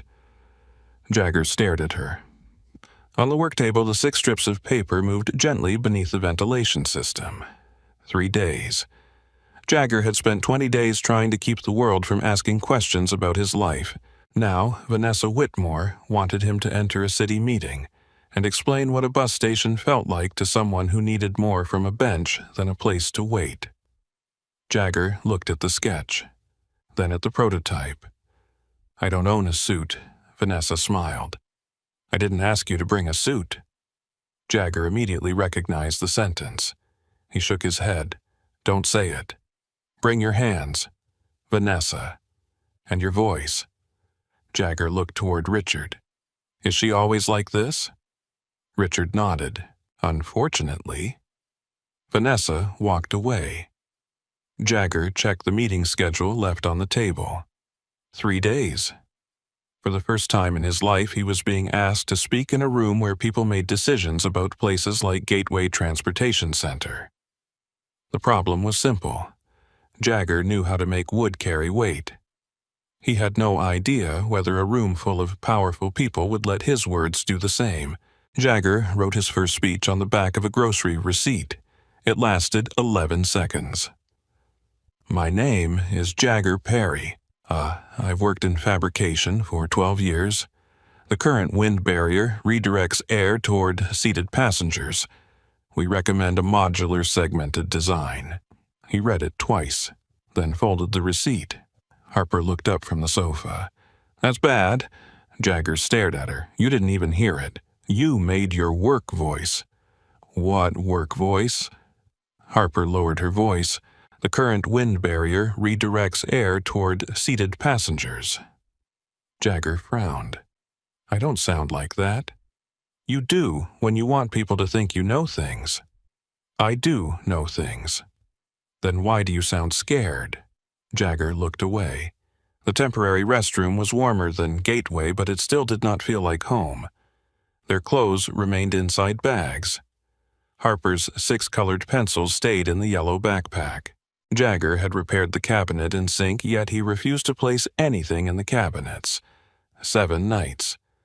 He remembered every time he looked at the walls. 7 nights. "I build," he said. "I don't give speeches." Harper selected the purple pencil. "You talk all the time." "To you." "Maybe pretend they're me." "A city review board is not an 8-year-old. "Good, I ask a lot of questions." Jagger smiled. Harper pulled a small index card from her school folder. She drew 1 red line, then blue, yellow, green, brown, purple, 6 lines. She pushed the card toward him. "What's this?" "My colors. I see that. When you're scared, pick one. And think harder." Jagger held the card. Harper returned to drawing. "You make everything sound simple." "I'm 8. That night, Jagger tried writing the speech again. He filled 3 pages, then crossed out nearly every sentence. The next morning, Vanessa found him at the prototype bench before 7. "You look terrible." "Good morning to you, too." "Did you prepare?" "Yes." "Show me." "No." Vanessa held out her hand. Jagger stared at it. "No." "I'm presenting the overall proposal. I need to know what you're saying." "You'll hear it at the meeting." "That's not how professional presentations work." "Then don't let me present." Vanessa lowered her hand. "You think I'm trying to control you. I think you like knowing the ending before the story starts." Vanessa considered that. "Fair." Jagger looked surprised. "But," she continued, "the board will interrupt. I know. They may challenge your experience. I have experience. They may ask why you're involved after less than a week." Jagger's jaw tightened. Vanessa noticed. "That reaction," she said. "Control it." "Which reaction?" "The one where your face tells people exactly when they've insulted you. Maybe they should know." "Not if you want them to listen to the next sentence." Jagger looked at the prototype. "Anything else?" "Yes." Vanessa stepped closer. "Don't tell them what you think they want to hear." "What do they want?" Numbers. Risk reduction, cost." "Those things matter." "They do." Vanessa touched the segmented wind barrier.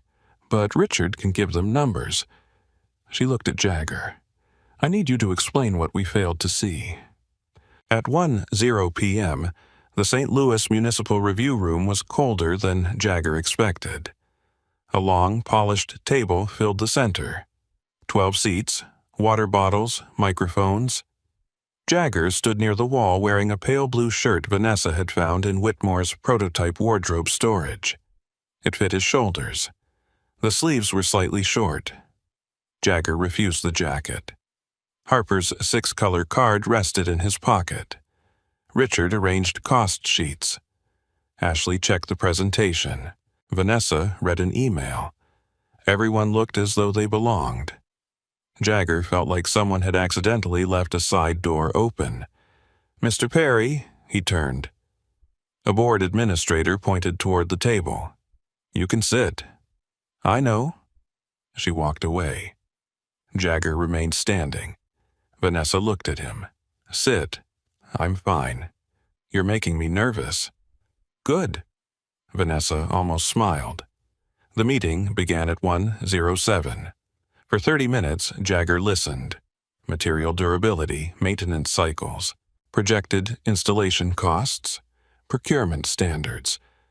People discussed public seating without once using the word person. Then Vanessa introduced the revised wind barrier concept. Ashley displayed the digital model. Richard explained modular repair costs. Finally, Vanessa said, Jagger Perry led the physical observation work that identified the airflow issue. Every face turned. Jagger stood, his mind emptied, completely. He reached into his pocket. 6 colored lines, red, blue, yellow, green, brown, purple. Think harder. Jagger chose blue. Harper used blue for windows. He looked at the board. "The computer model isn't wrong," he said. Ashley glanced at him. Jagger continued. "It's just sitting differently than people do." A board member frowned. "What does that mean?" Jagger walked toward the prototype images. "Your model sits in the center." "That's standard." "Yes, sir." Jagger pointed. "But tired people lean." He moved his finger toward the end of the bench. "Parents put kids away from doors. People with bags keep them close. Somebody with a bad knee sits where they can stand easier." A woman near the end of the table asked, "And you determined this with paper strips?" A few people smiled. Jagger nodded. "Yes, ma'am." "Not sophisticated?" "No." The smiles widened. Jagger looked at her. But the wind didn't know that. The room quieted. Richard lowered his eyes. Vanessa hid a smile behind her hand. Another board member leaned forward. "Mr. Perry, we're discussing a multi-million-dollar transit program. Are you suggesting we redesign infrastructure because some passengers are uncomfortable?" Jagger looked at him. "No, sir." "Then clarify." Jagger felt the 6-color card in his hand. He thought of Harper asleep beneath fluorescent lights. He could tell them, "My daughter slept there. My daughter had a fever there. I stayed awake there." But he did not want Harper turned into evidence. So he said, "I saw a kid sleeping on one of those benches." The room changed slightly. "Where?" someone asked. "Gateway." "Was the child unhoused?" Jagger paused. "I don't know what form somebody would have checked." The board member frowned. "I asked whether the child was homeless. And I'm saying that kid was cold." Silence. Jagger stepped closer to the table. Maybe her family lost a place that week.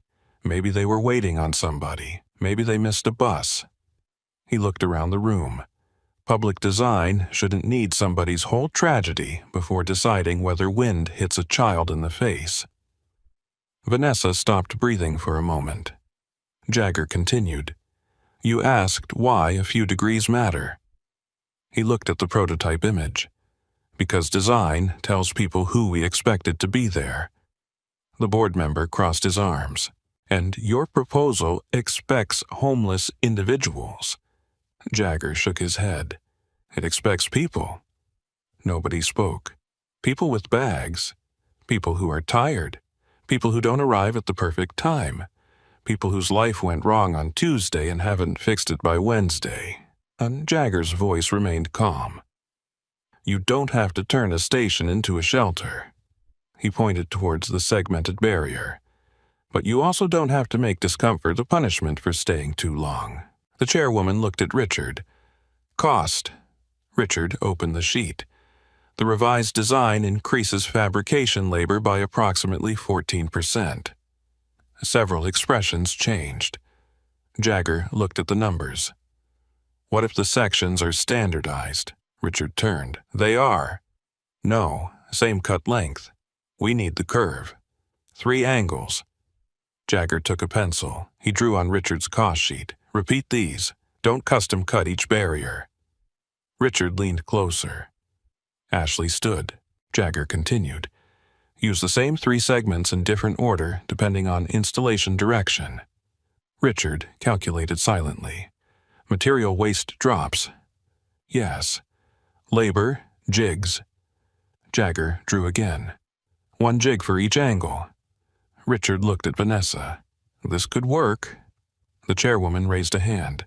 We are not approving a system based on a sketch made during the meeting. Jagger placed the pencil down. That's fair. She looked at him. You agree. I wouldn't build from this either. A few people laughed. The chairwoman did not. Then she smiled slightly. 10 days. Vanessa straightened. Excuse me. Build 1 full prototype. Richard looked at the schedule. 10 days is aggressive.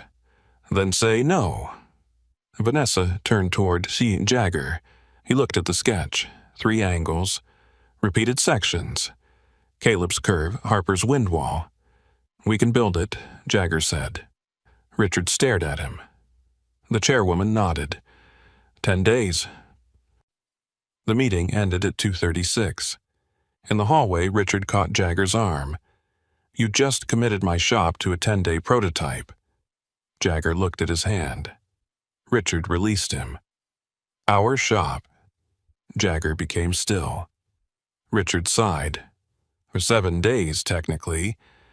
Vanessa approached carrying the project folder. She handed it to Jagger. He did not take it. What's this? Fabrication lead packet. I'm temporary. Correct. Richard is operations manager. Correct. Jagger looked at Richard. Richard's face revealed nothing. Vanessa extended the folder.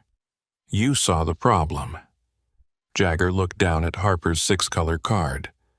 A week earlier, he had been 13 minutes late to an interview and told he was unreliable before anyone asked what he could build. Now, a city board had given Whitmore Civic Design 10 days because Jagger Perry had stood at a polished table and refused to let a digital body speak for real people. He took the folder. 10 days. Vanessa nodded. 10.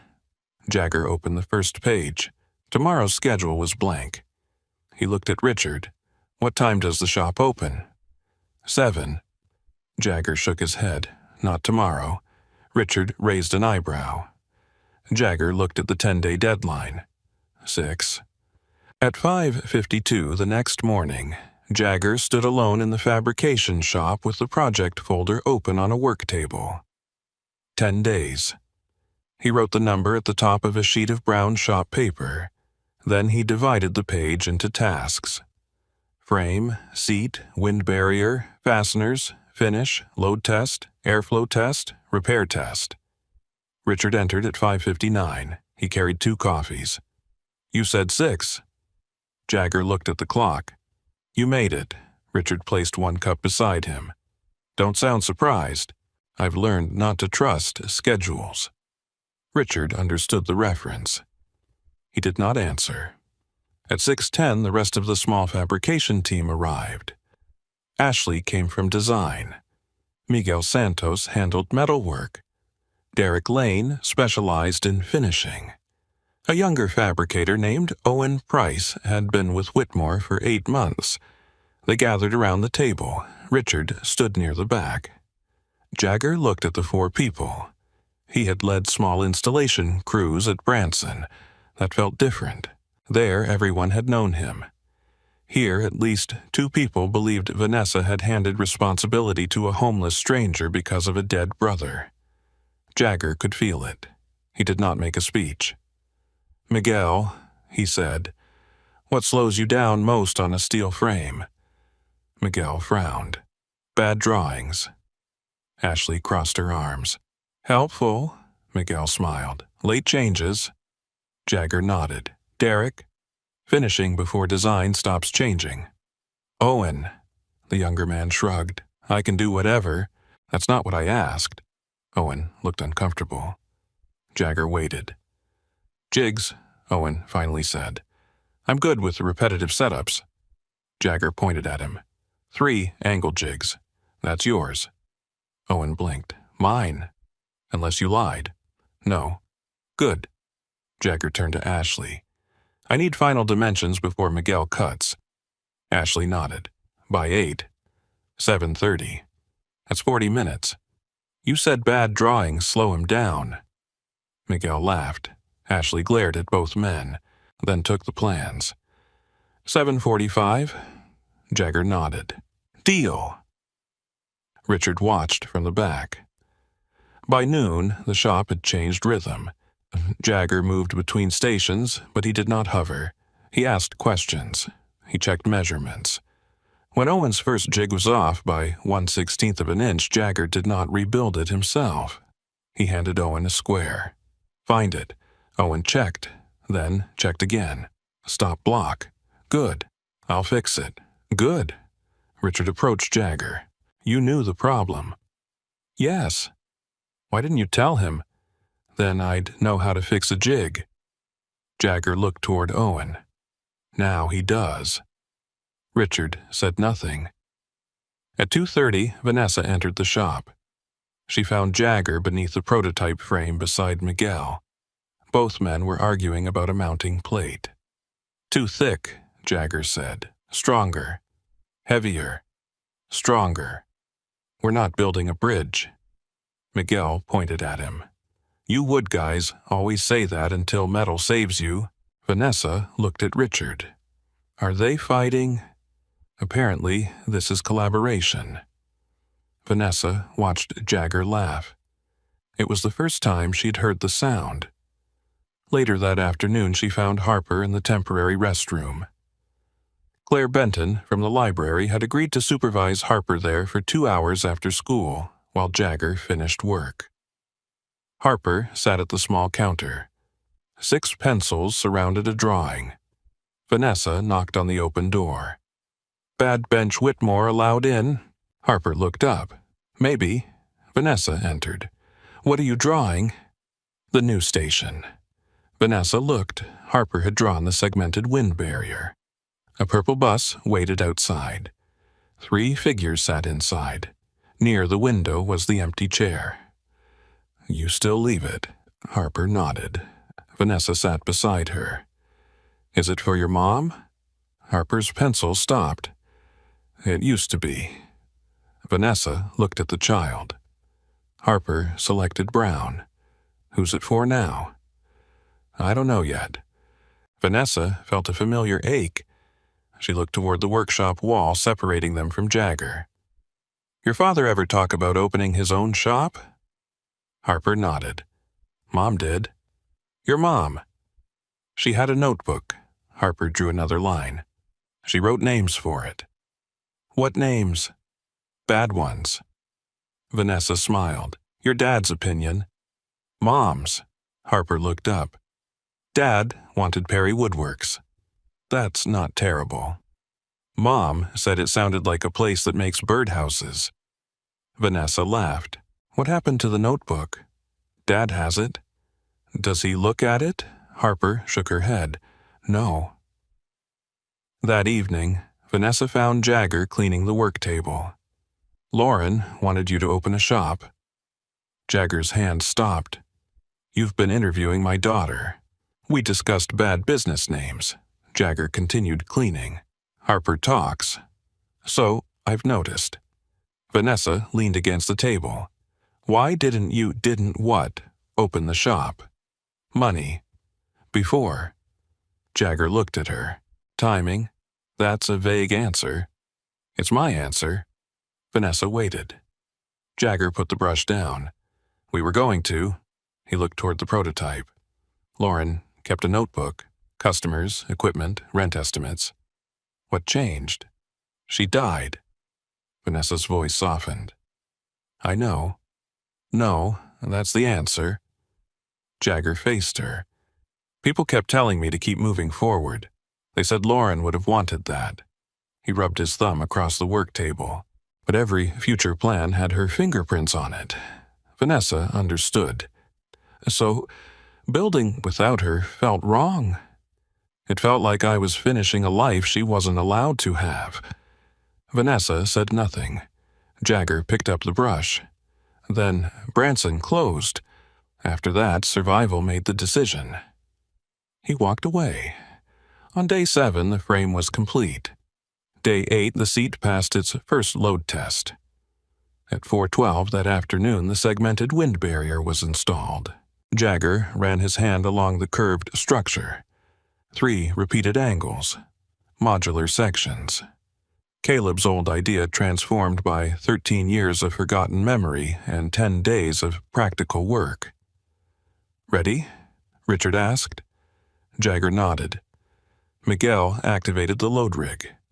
The machine pressed against the structure, 500 pounds, 700. The wood held, 900. A sound cracked through the shop. Jagger turned. The upper curved section split near the joint. The machine stopped. Nobody moved. A thin fracture ran 6 inches through the ash. Richard approached.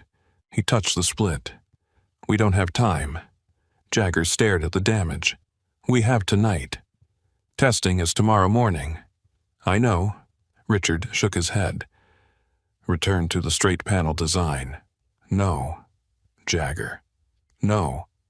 The old design passed structural and failed airflow. The city asked for a prototype. They asked for the one we presented. Richard lowered his voice. This isn't about pride. I know. Then make the professional decision. Jagger looked around. Owen, Miguel, Derek, Ashley, all exhausted. This is mine, Jagger said. Richard frowned. The failure. You didn't select the material alone. I approved the joint. Jagger, I approved it. He looked at the team. Go home. Miguel crossed his arms. No. Go. We can help. Tomorrow, maybe. Jagger pointed toward the crack. Tonight, I need to understand why I was wrong. One by one, they left. Richard was last. At the door, he stopped. 6 a.m. Jagger nodded. When the shop became quiet, Jagger removed the broken section. He tried a thicker piece. Too heavy. He changed the joint angle. Too much material. At 9:20, he drew 6 alternatives. At 10:48, he rejected all 6. At 11:36, Jagger sat on the floor. His hands hurt. The temporary room was 20 yards away. Harper slept there while Claire sat with her. Tomorrow was also the 7th night. The room agreement would end. His work trial had technically ended. The prototype was broken. Jagger opened his tool bag. A small card fell onto the concrete. 6 colored lines. Red, blue, yellow, green, brown, purple. Jagger picked it up. Harper's voice returned. When you don't have every color, you have to think harder. Jagger looked at the fractured, curved section. For 10 days, he had been trying to make one piece of wood become something it did not want to be. A curve. He remembered Caleb behind Branson Exhibit Works. Don't fight the wind, man. Give it somewhere to go. Jagger stood. He walked to the broken prototype. Then he looked at Owen's 3-angle jigs. One piece did not need to bend, not if several pieces could carry the shape together. Jagger pulled a clean sheet of shop paper onto the table. At 11:52 p.m., he began drawing again. This time, he did not draw a curve. He drew the spaces between 6 straight pieces, and suddenly, Jagger Perry understood what the bench had been trying to tell him all night. Sometimes surviving pressure was not about becoming strong enough to stop it. Sometimes you survived because you finally stopped trying to carry the entire curve alone. At 12:08 a.m., Jagger cut the first piece. Not curved, straight. 12 inches of ash with 2 angled ends. He placed it on the work table, then cut another and another 6 pieces. Jagger arranged them beside the fractured section. The old design had demanded that one length of wood carry the entire bend. Heat moisture and pressure had forced the material into a shape it resisted. The new design asked less from each piece. One angle, one connection, one part of the load. Together, the 6 straight sections created the same protective curve. Jagger stared at them. "Think harder," he whispered. He reached for a clamp. At 1:16, the rear shop door opened. Jagger looked up. Richard entered wearing jeans and an old Cardinals sweatshirt. "What are you doing here?" Richard held up a paper bag. "My wife said if I was going to complain about the project all night, I should complain somewhere else." He placed the bag on the table. "Turkey sandwich." Jagger looked at it. "You came back with a sandwich." "I also brought professional expertise." "Which bag is that in?" Richard stared at him. Jagger smiled. Richard looked at the 6 pieces. "What is this?" "Not a curve." "I can see that." "Can you?" Richard stepped closer. Jagger pushed the pieces together. The segmented arc appeared. Richard's expression changed. "Separate load paths." "Yes." "More joints." "Replaceable joints." Richard touched one section. "If this fails, replace 12 inches, not 6 feet." Jagger nodded. Richard looked toward the 3 angle jigs Owen had built. "Same cuts?" "3 angles." Richard walked around the table. "You've changed the connection." "Had to. Fastener shear. Need to calculate it." Richard removed his sweatshirt. Underneath, he wore a white t-shirt. "Move." Jagger raised an eyebrow. "What?" "You said you need calculations." "I can calculate." "Eventually." Richard took a pencil. Jagger moved aside. At 2:03, they rejected the first fastener pattern. At 2:41, Richard suggested a concealed steel plate. Jagger modified the joint. At 3:10, the prototype was ready for assembly. Richard looked at the clock. "We need people." "They need sleep." "So do you." Jagger picked up his phone. "I'll call Miguel at 5. The rear door opened again. Miguel entered. Behind him came Derek. Then Owen. Ashley walked in last, carrying 4 coffees. Jagger stared at them. "I told you to go home." Miguel shrugged. "We did. For 3 hours. My couch is comfortable." Owen looked at the pieces on the table. "You're using my jigs." "Yes." Owen smiled. "Good." Ashley handed Jagger a coffee. "I updated the digital model." Jagger frowned. "How?" "Richard texted me." Jagger looked at Richard. Richard studied the ceiling. "Professional expertise." By 5:30, the fabrication shop was alive. Owen cut repeated segments. Miguel shaped steel connection plates. Derek prepared the finish. Ashley adjusted dimensions as measurements changed. Jagger moved between them. This time he was not carrying the design alone. At 7:14, Vanessa entered. She stopped near the doors. 6 people stood around the prototype. Richard was tightening a connection. Jagger held the opposite section. "What happened?" Vanessa asked. Nobody answered. Then Miguel pointed at Jagger. "He broke the bench." Jagger looked at him. Miguel continued. "Then he fixed the idea." Vanessa approached. She saw the segmented structure, not one curved piece. 6 straight sections creating a curve together. Her eyes moved to Jagger. "Caleb? Partly?" "Harper? Mostly." Vanessa smiled. "That sounds right." At 8:30, the city inspection team arrived. The prototype looked unfinished. Jagger's shirt was covered in dust. Richard had changed back into his quarter zip but had forgotten to comb his hair. The chairwoman from the review meeting walked around the structure. "You had 10 days." "Yes, ma'am," Jagger said. "This looks different from your presentation." "Yes." "Why?" "The first version failed." Richard closed his eyes. Vanessa said nothing. The chairwoman looked at Jagger. "You are telling me that before we begin testing—" "Yes." "Most contractors don't volunteer that information." "I don't know what most contractors do." She almost smiled. "What did you change?" Jagger pointed at the barrier. "First version forced one piece to carry the curve." He touched a segment. "Now each piece carries one angle. Advantage: less stress, easier replacement, standard cuts. Disadvantage: more connections." The chairwoman nodded. "Test it." The load rig activated. 500 pounds. The structure held. 700. Jagger watched the joints. 900. Owen held his breath. 1,000. No crack. Richard looked at Jagger. Jagger did not smile. "Again." The chairwoman raised an eyebrow. "You passed." "Again." The second test passed, then came airflow. Ashley positioned the industrial fan. Jagger taped thin paper strips along the seating area. The chairwoman looked at them. "Your sophisticated equipment." Jagger nodded. "Very expensive." The fan started. The strips lifted.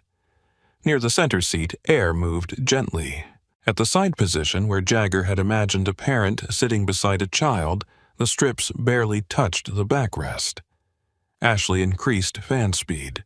The segmented wall redirected the strongest airflow around the rear of the structure. Richard checked the readings. Direct seated exposure reduced 31% from the original prototype. The city engineer walked behind the barrier. Maintenance Jagger removed one segment. 4 fasteners. He placed the piece on the floor. "Replace one." The engineer checked his watch. 3 minutes. Would be faster if Richard stopped talking. Richard stared at Jagger. The city engineer laughed. By 11:20, testing was complete. The chairwoman closed her folder. "Will approve 3 pilot installations." Vanessa exhaled. Ashley hugged Owen. Miguel slapped Derek's shoulder. Richard extended his hand to Jagger. Jagger looked at it, then shook. "Fabrication specialist," Vanessa said. Jagger turned. "What?" "Full-time," the shop quieted. Vanessa continued. "Fabrication specialist, permanent position." Jagger did not answer. Richard frowned. "Usually, people say thank you." Jagger looked at Vanessa. "Pay," Vanessa smiled. $31.50 an hour. Health insurance, after 30 days. Dependent coverage, available. Schedule, 6:30 to 3. Overtime. Optional except scheduled installation periods. Jagger calculated silently. Rent, food, school, bus fare, phone, Harper. "Can I have the offer in writing?" Richard looked at Vanessa. "I like him less every day." Vanessa laughed. "You'll have it this afternoon." Jagger nodded. "Then I'll read it. And, if the numbers work, I'll sign." Vanessa extended her hand. Jagger shook it. That afternoon he signed. At 4:12, Jagger called Megan Foster from the temporary restroom. "I have an employment letter." Megan became quiet. "Permanent?" "Yes." "Benefits, 30 days." "Income," Jagger told her. He heard keyboard keys. "Jagger." "What?" "There's a transitional housing unit in North St. Louis." He stopped breathing. "Family program." "Yes." "Waiting list." "You've been on it since our meeting." Jagger sat down. "I thought you said weeks." "I said 3 to 6. It's been less." "Another family moved into permanent housing yesterday." Jagger looked at Harper. She was drawing on the floor. What do you need? Employment verification, identification, school records. I have them. I know. Megan paused. You brought everything in a folder the first day. When can I apply? You already did. Jagger closed his eyes. Megan, I told you to call me every morning. You put me on the list. I did my job. The next day, Megan met Jagger outside a small brick apartment building. She held a white envelope. The unit isn't free, she said. Rent is income-based for the first year. Good. Megan smiled. I knew you'd say that. She handed him the envelope. Jagger felt metal inside. He did not open it. Harper stood beside him with the yellow backpack. Jagger gave her the envelope. What's this? Open it. Harper removed a silver key. She looked at the building, then at her father. Jagger's eyes burned. You do it, he said. They climbed one flight of stairs. Apartment 2, B. Harper placed the key into the lock. Her hand shook. Jagger covered her hand with his. Together they turned it. Click. Harper froze. It was the same sound as the temporary room, but this time no 7-night agreement waited behind it. Jagger removed his hand. Harper pushed the door open. An empty apartment stood before them. Bare walls, no furniture. 2 bedrooms, a kitchen, a window. Harper stepped inside. Jagger remained in the hallway. In his wallet, behind his new employee identification card, the old blue-capped key still rested. For 22 days, it had been proof of a door he could no longer open. Jagger took it out.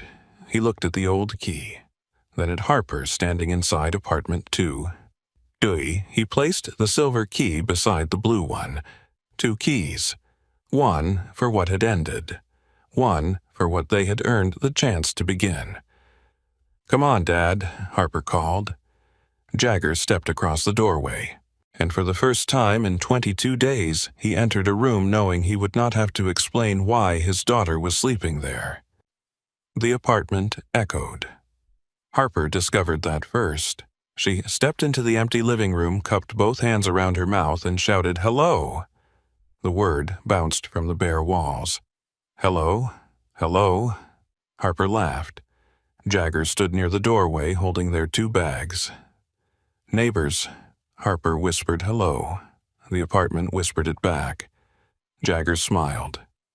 Apartment 2B had beige walls, brown carpet, and a kitchen small enough for Jagger to touch both counters if he stretched his arms. It was not beautiful. The refrigerator made a low clicking sound. 1 bedroom window faced a brick wall. The bathroom cabinet had a water stain beneath the sink. Jagger loved every inch of it. Harper ran toward the first bedroom. "This one's mine. You haven't seen the other one. This one's mine." "Why?" She pointed toward the window. "Light." Jagger looked at the narrow rectangle of afternoon sun on the floor. "Fair." Harper dropped her yellow backpack. Jagger immediately picked it up. "Don't unpack yet." Harper looked at him. "Why?" Jagger opened his mouth. No answer came. 7 nights, temporary rooms, library tables, metal station seats. For almost a month, unpacking had become dangerous. Unpacking meant believing you would stay. Jagger looked at the yellow backpack in his hands, then placed it on the floor. "Actually," he said, "unpack."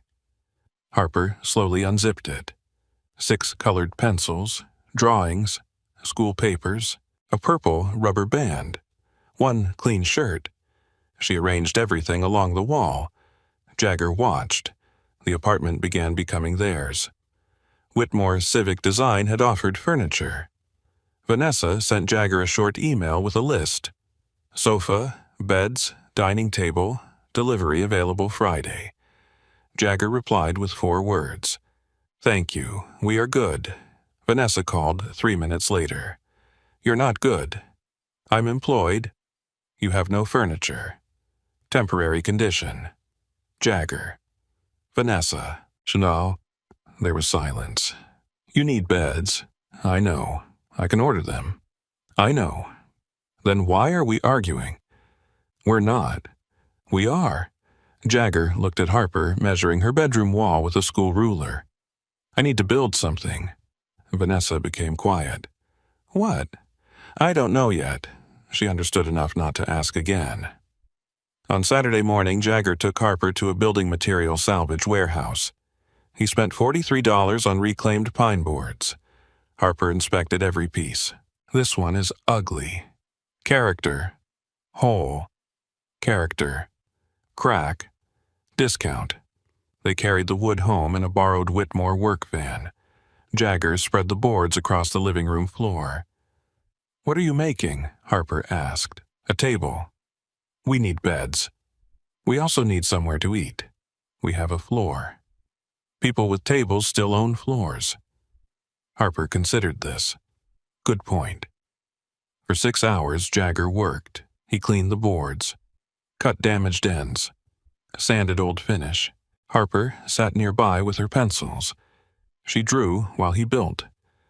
At 4:17, Jagger attached the final leg. The table was simple, rectangular, 4 feet long. One board remained darker than the others.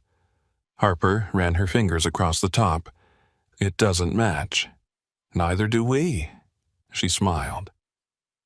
That evening, they ate grilled cheese and tomato soup at the new table. Jagger had bought 2 bowls from a thrift store, one blue, one white. Harper dipped her sandwich into the soup. Mom hated when I did this. Your mother was correct.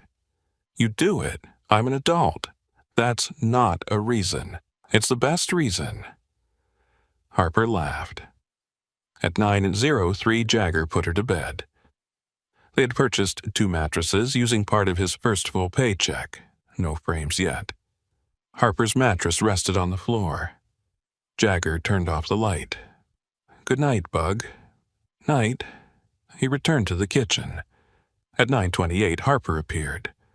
Can't sleep. Bad dream. No. Hot. No. Cold. No. Jagger waited. Harper looked toward her bedroom. It's quiet. Jagger understood. Gateway had never been quiet. Announcements, doors, footsteps, rolling luggage. Even the temporary room had the fabrication building's ventilation system. Apartment 2B was silent. Harper's body did not trust it. Jagger turned off the kitchen light. Get your blanket. They sat on the living room floor beside the table. Jagger warmed the remaining tomato soup. Harper held the bowl. You said soup isn't a night food. I've changed my policy. They stayed there until Harper fell asleep against his shoulder. Jagger carried her to bed. He left the hallway light on. 3 days later, Vanessa visited. She carried a small rusted tin box. Jagger opened the door. No furniture. Table. 1 table. That's furniture. Vanessa stepped inside. Harper ran from her room. Bad Bench Whitmore. Hello, Harper. What's that? Vanessa looked at the box. My brother's. Jagger became still. They sat at the table. Vanessa placed the tin box between them. I found it after Caleb died. You never opened it. Once. Her fingers rested on the lid. I saw drawings. Closed it. Why bring it here? Vanessa looked at Harper. Because I think one of them already came here. She opened the box. Old paper. Bus schedules, receipts, scraps of cardboard. Jagger picked up the first drawing. A shelter. The second showed a chair. The third stopped him. 3 overlapping wall sections. A seat positioned behind them. Jagger touched the paper. I've seen this. Vanessa nodded. Behind Branson. I think so. Harper climbed onto the chair beside him. That's my wall. No, Jagger said softly. It's Caleb's. Harper studied it. Maybe we both thought it. Vanessa smiled. Maybe. Jagger turned the paper. In the lower corner, Caleb had written a sentence, leave room for the person nobody planned for. Vanessa read it aloud. Her voice broke on the last word. She covered her mouth. Jagger did not touch her. He did not tell her everything was okay. Some grief did not need to be interrupted. Harper moved from her chair. She stood beside Vanessa, then placed one of her 6 pencils on the table. Blue. Vanessa looked at it. "For the wall," Harper said. Vanessa closed her eyes. A tear moved down her cheek. "Thank you." Harper returned to her seat. She whistled. He pulled a clean sheet of paper from her backpack. "What are you drawing?" Jagger asked. "Our room." Harper drew the table first, the mismatched boards. 3 bowls, even though only 2 were in the kitchen. She drew Jagger, herself, Vanessa near the door, then the window. Jagger watched. Something was missing. He waited until Harper finished. "You forgot something." Harper looked at the paper. "What?" "The chair," she frowned. "You always leave one chair." Harper looked at the drawing, then at Jagger. "I didn't forget." "Then where is it?" Harper picked up the blue pencil Vanessa had returned. She added color to the window. "Don't need it." Jagger's chest tightened. "Why?" Harper continued coloring. "Because everybody came back." Vanessa lowered her head. Jagger looked around apartment 2B. Lauren had not returned. Caleb had not returned. The sentence was not literally true. Yet Jagger understood what Harper meant. Lauren existed in the way Jagger parted Harper's hair. Caleb existed in the curved wall being tested across St. Louis. People did not always come back through doors. Sometimes they returned through things they taught, things they built. A sentence remembered 13 years late. A blue pencil placed beside a grieving woman. Jagger looked at Harper's drawing again. For the first time, every chair was filled. He reached into his wallet. The blue-capped key was still there. Jagger removed it. He walked to the table, then placed the old key inside Caleb's tin box. Vanessa looked at him. "You sure?" Jagger nodded. "That door's done." He closed the lid. Harper taped her new drawing to the wall above the table. It was crooked. Jagger stepped back. "That's crooked." Harper smiled. "Artistic." Jagger stared at her. "You stole that." "I learned it." Vanessa laughed. Outlawed evening settled over St. Louis. Inside apartment 2B, 3 people sat around a table built from mismatched wood. On the wall hung a child's drawing of a room Jagger had never been able to promise. No empty chair, no bus schedule, no one pretending to wait for a ride. And beneath the drawing sat Caleb's rusted box holding an old key to a door that no longer needed to open. 18 months later, Jagger Perry still owned only one good shirt. Harper had informed him of this at breakfast. "You work for a design company." Jagger poured coffee into a plain black mug. "I work in fabrication." "You meet people." "I meet wood. Wood doesn't care about your shirt." "Exactly." Harper shook her head with the tired disappointment of a 10-year-old who had accepted that her father might never become fashionable. Apartment 2B looked different now. The reclaimed and domed pine table remained in the kitchen. Jagger had built 2 bed frames, a bookshelf, a narrow desk beneath Harper's window. The refrigerator still clicked. Jagger had decided the sound was part of the family. On the wall above the table hung Harper's drawing, the one without an empty chair. Her 6 old colored pencils sat in a glass jar beneath it. Harper owned 48 colors now. She still refused to throw the 6 away. "They think harder," she said. At 6:15, Jagger left for Whitmore Civic Design. His employee badge read Jagger Perry Fabrication Lead, not CEO, not director, not millionaire. Jagger liked the title. He led 9 fabricators and attended technical design classes 2 evenings each week at a community college. His first engineering mathematics course had nearly defeated him. Harper had taped the 6-color card above his desk. Think harder. Jagger passed with a B-. He framed the grade report. Richard Hayes called that excessive. Jagger framed Richard's complaint beside it. The 3 pilot transit structures had survived their first Missouri winter. Maintenance costs were lower than projected. The modular wind barriers had required 4 replacement sections. Each repair took less than 15 minutes. The city approved 9 additional installations. At the fabrication shop, Caleb's original drawing hung behind the main workbench. Vanessa had refused to place it in her office. "He didn't draw it for executives," she said. The paper remained protected behind glass. Below Caleb's handwriting, someone had attached a small brass plaque. "Leave room for the person nobody planned for." Jagger saw it every morning. One Tuesday, he entered Vanessa's office carrying a folder. She looked up. "No," Jagger stopped. "I haven't said anything. You have a folder, so—" "Your folders create work." Jagger sat. "Open bench workshop." Vanessa closed her laptop. "No.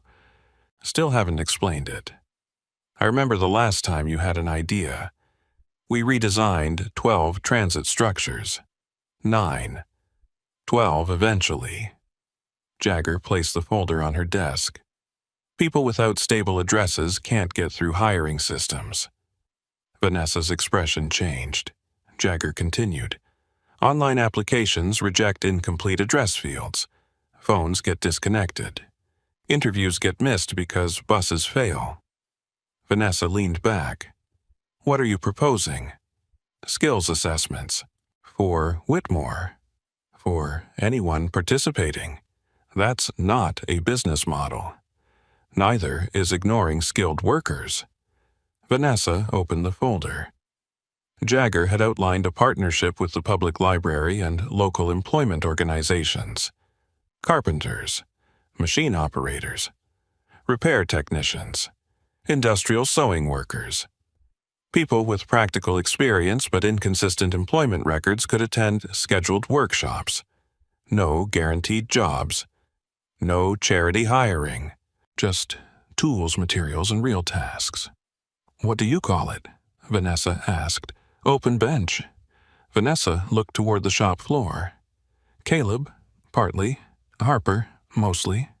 Vanessa smiled. Richard hated the proposal. For 9 days, on the 10th, he rewrote the safety procedures. By the 3rd month, Richard personally supervised every assessment.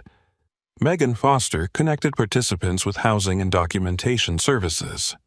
Claire Benton reserved a library meeting room for orientation. The program did not save everyone. Jagger insisted people understand that. Some participants did not return. Some lacked the required skills. Some needed help Open Bench could not provide. But 11 people found permanent employment during the first year. One was a cabinet installer. Another repaired commercial kitchen equipment. A 61-year-old man named Curtis became Whitmore's best finishing technician. Richard called him irritating. Curtis considered it a compliment. On a December evening, Jagger left work early. Harper had a school art exhibition near downtown. Afterward, they walked toward the Metrolink station. Snow had not started, but the air carried the sharp cold that came before it. Harper wore a red coat. Her yellow backpack was gone. She had finally outgrown it. Jagger had kept it in the apartment closet. "Can we get hot chocolate?" Harper asked. "We have cocoa at home." "That's not hot chocolate. It's chocolate, hot." "You're embarrassing. I've worked hard at it." They entered Gateway Transportation Center. Jagger stopped. The lights were the same.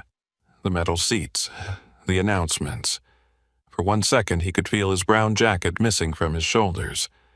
$18.42. Harper asleep on steel. Officer Dennis Cole writing in a black notebook. "Dad." Jagger looked at her. "I'm good." Then he saw the woman. She sat near the far wall, maybe 26. A boy of 5 or 6 slept beside her. 2 large bags rested near their feet. The woman kept looking at the schedule. Jagger looked at the clock. 11:09. The last bus on the route she was studying had already left. The woman knew, Jagger knew, she knew. Harper followed his eyes. She said nothing. Jagger walked toward the seats. He did not stand over the woman. He sat 2 chairs away. For a minute, nobody spoke. Then Jagger asked, "You waiting on the 73 inches?" The woman looked at him. "Yeah. Last one left at 10:40. Her face hardened. "I know." Jagger nodded. Silence. The boy moved beneath a thin coat. Jagger looked at the woman's hands. Small scars across the fingers. A dark line of machine oil beneath one nail. "What kind of work have you done?" The woman frowned. "What work?" "Why?" Curious. She studied him. Industrial sewing. Clothes, upholstery, automotive. Machines, Juki, Conso, some Durkop. Jagger nodded. "You repair them?" When they jam. Timing depends on the machine." Jagger smiled. The woman narrowed her eyes. "Who are you?" Jagger reached into his coat. He removed a card. "Open bench workshop." He placed it on the empty seat between them. "Tuesday, 9 a.m. She looked at the card. "This a job?" "No." Her face closed. Jagger continued. "It's a place with machines and people who know how to watch somebody work. So, no job. No promise. Then, what's the point?" Jagger looked at her. "Nobody asks your address before you touch the tools." The woman became still. Jagger stood. "My name's Jagger." "Nicole," he nodded. "Tuesday, Nicole." Jagger returned to Harper. They walked toward the exit. Harper stopped near the same row of seats where she had once slept. She removed a sketchbook. "Now?" Jagger asked. "I need 1 minute." Harper sat. Her pencil moved quickly. Jagger waited. When she finished, she showed him the page. Gateway Transportation Center. A father, a girl, a woman, a little boy. Near the window stood a curved wind barrier, and beside it was an empty chair. Jagger smiled. "You left 1 chair again." Harper looked at the drawing, then at Nicole. "For whoever comes back." Jagger put one hand on his daughter's shoulder. They left the station. Behind them, Nicole remained seated. For several minutes, she did not touch the card. Then her son woke. "Mom." "I'm here." "When's the bus?" Nicole looked at the schedule. Then at the open bench card. She picked it up. "Not tonight," she said. The following Tuesday at 8:47 a.m., Richard Hayes walked into the open bench workshop. A woman and a little boy were waiting outside. Richard unlocked the door. "Workshop starts at 9?" Nicole looked at him. "I know." Richard checked his watch. 13 minutes early. From inside the shop, Jagger heard him. He stopped. 13 minutes. Once 13 minutes had been enough for a stranger to call him unreliable. Jagger walked toward the door. Nicole stood beside her 2 bags. Jagger did not ask where she had slept. He did not ask for her story. He opened the workshop. "Come in," he said. On the wall behind him hung Caleb's drawing. "Leave room for the person nobody planned for." Nicole entered, and somewhere across St. Louis, a bus station bench stood behind 6 straight pieces of wood that formed a curve because none of them had been asked to carry the pressure alone. Maybe people were not so different. Sometimes a person did not need someone to rebuild an entire life for them. Sometimes they needed a door, a workbench, a fair question. What can you do? And sometimes they needed 1 chair left empty, for whoever comes back, Life does not always break people in ways the world can easily see. A missed paycheck, a dead phone, a canceled bus, or 13 lost minutes can become part of a chain that pulls someone farther from stability than anyone watching from the outside understands. Jagger's story reminds us that dignity and opportunity must exist together. Kindness is not always paying someone's bills. It is not always handing over a check or becoming the hero of another person's pain. Sometimes, kindness means resisting the urge to control the ending.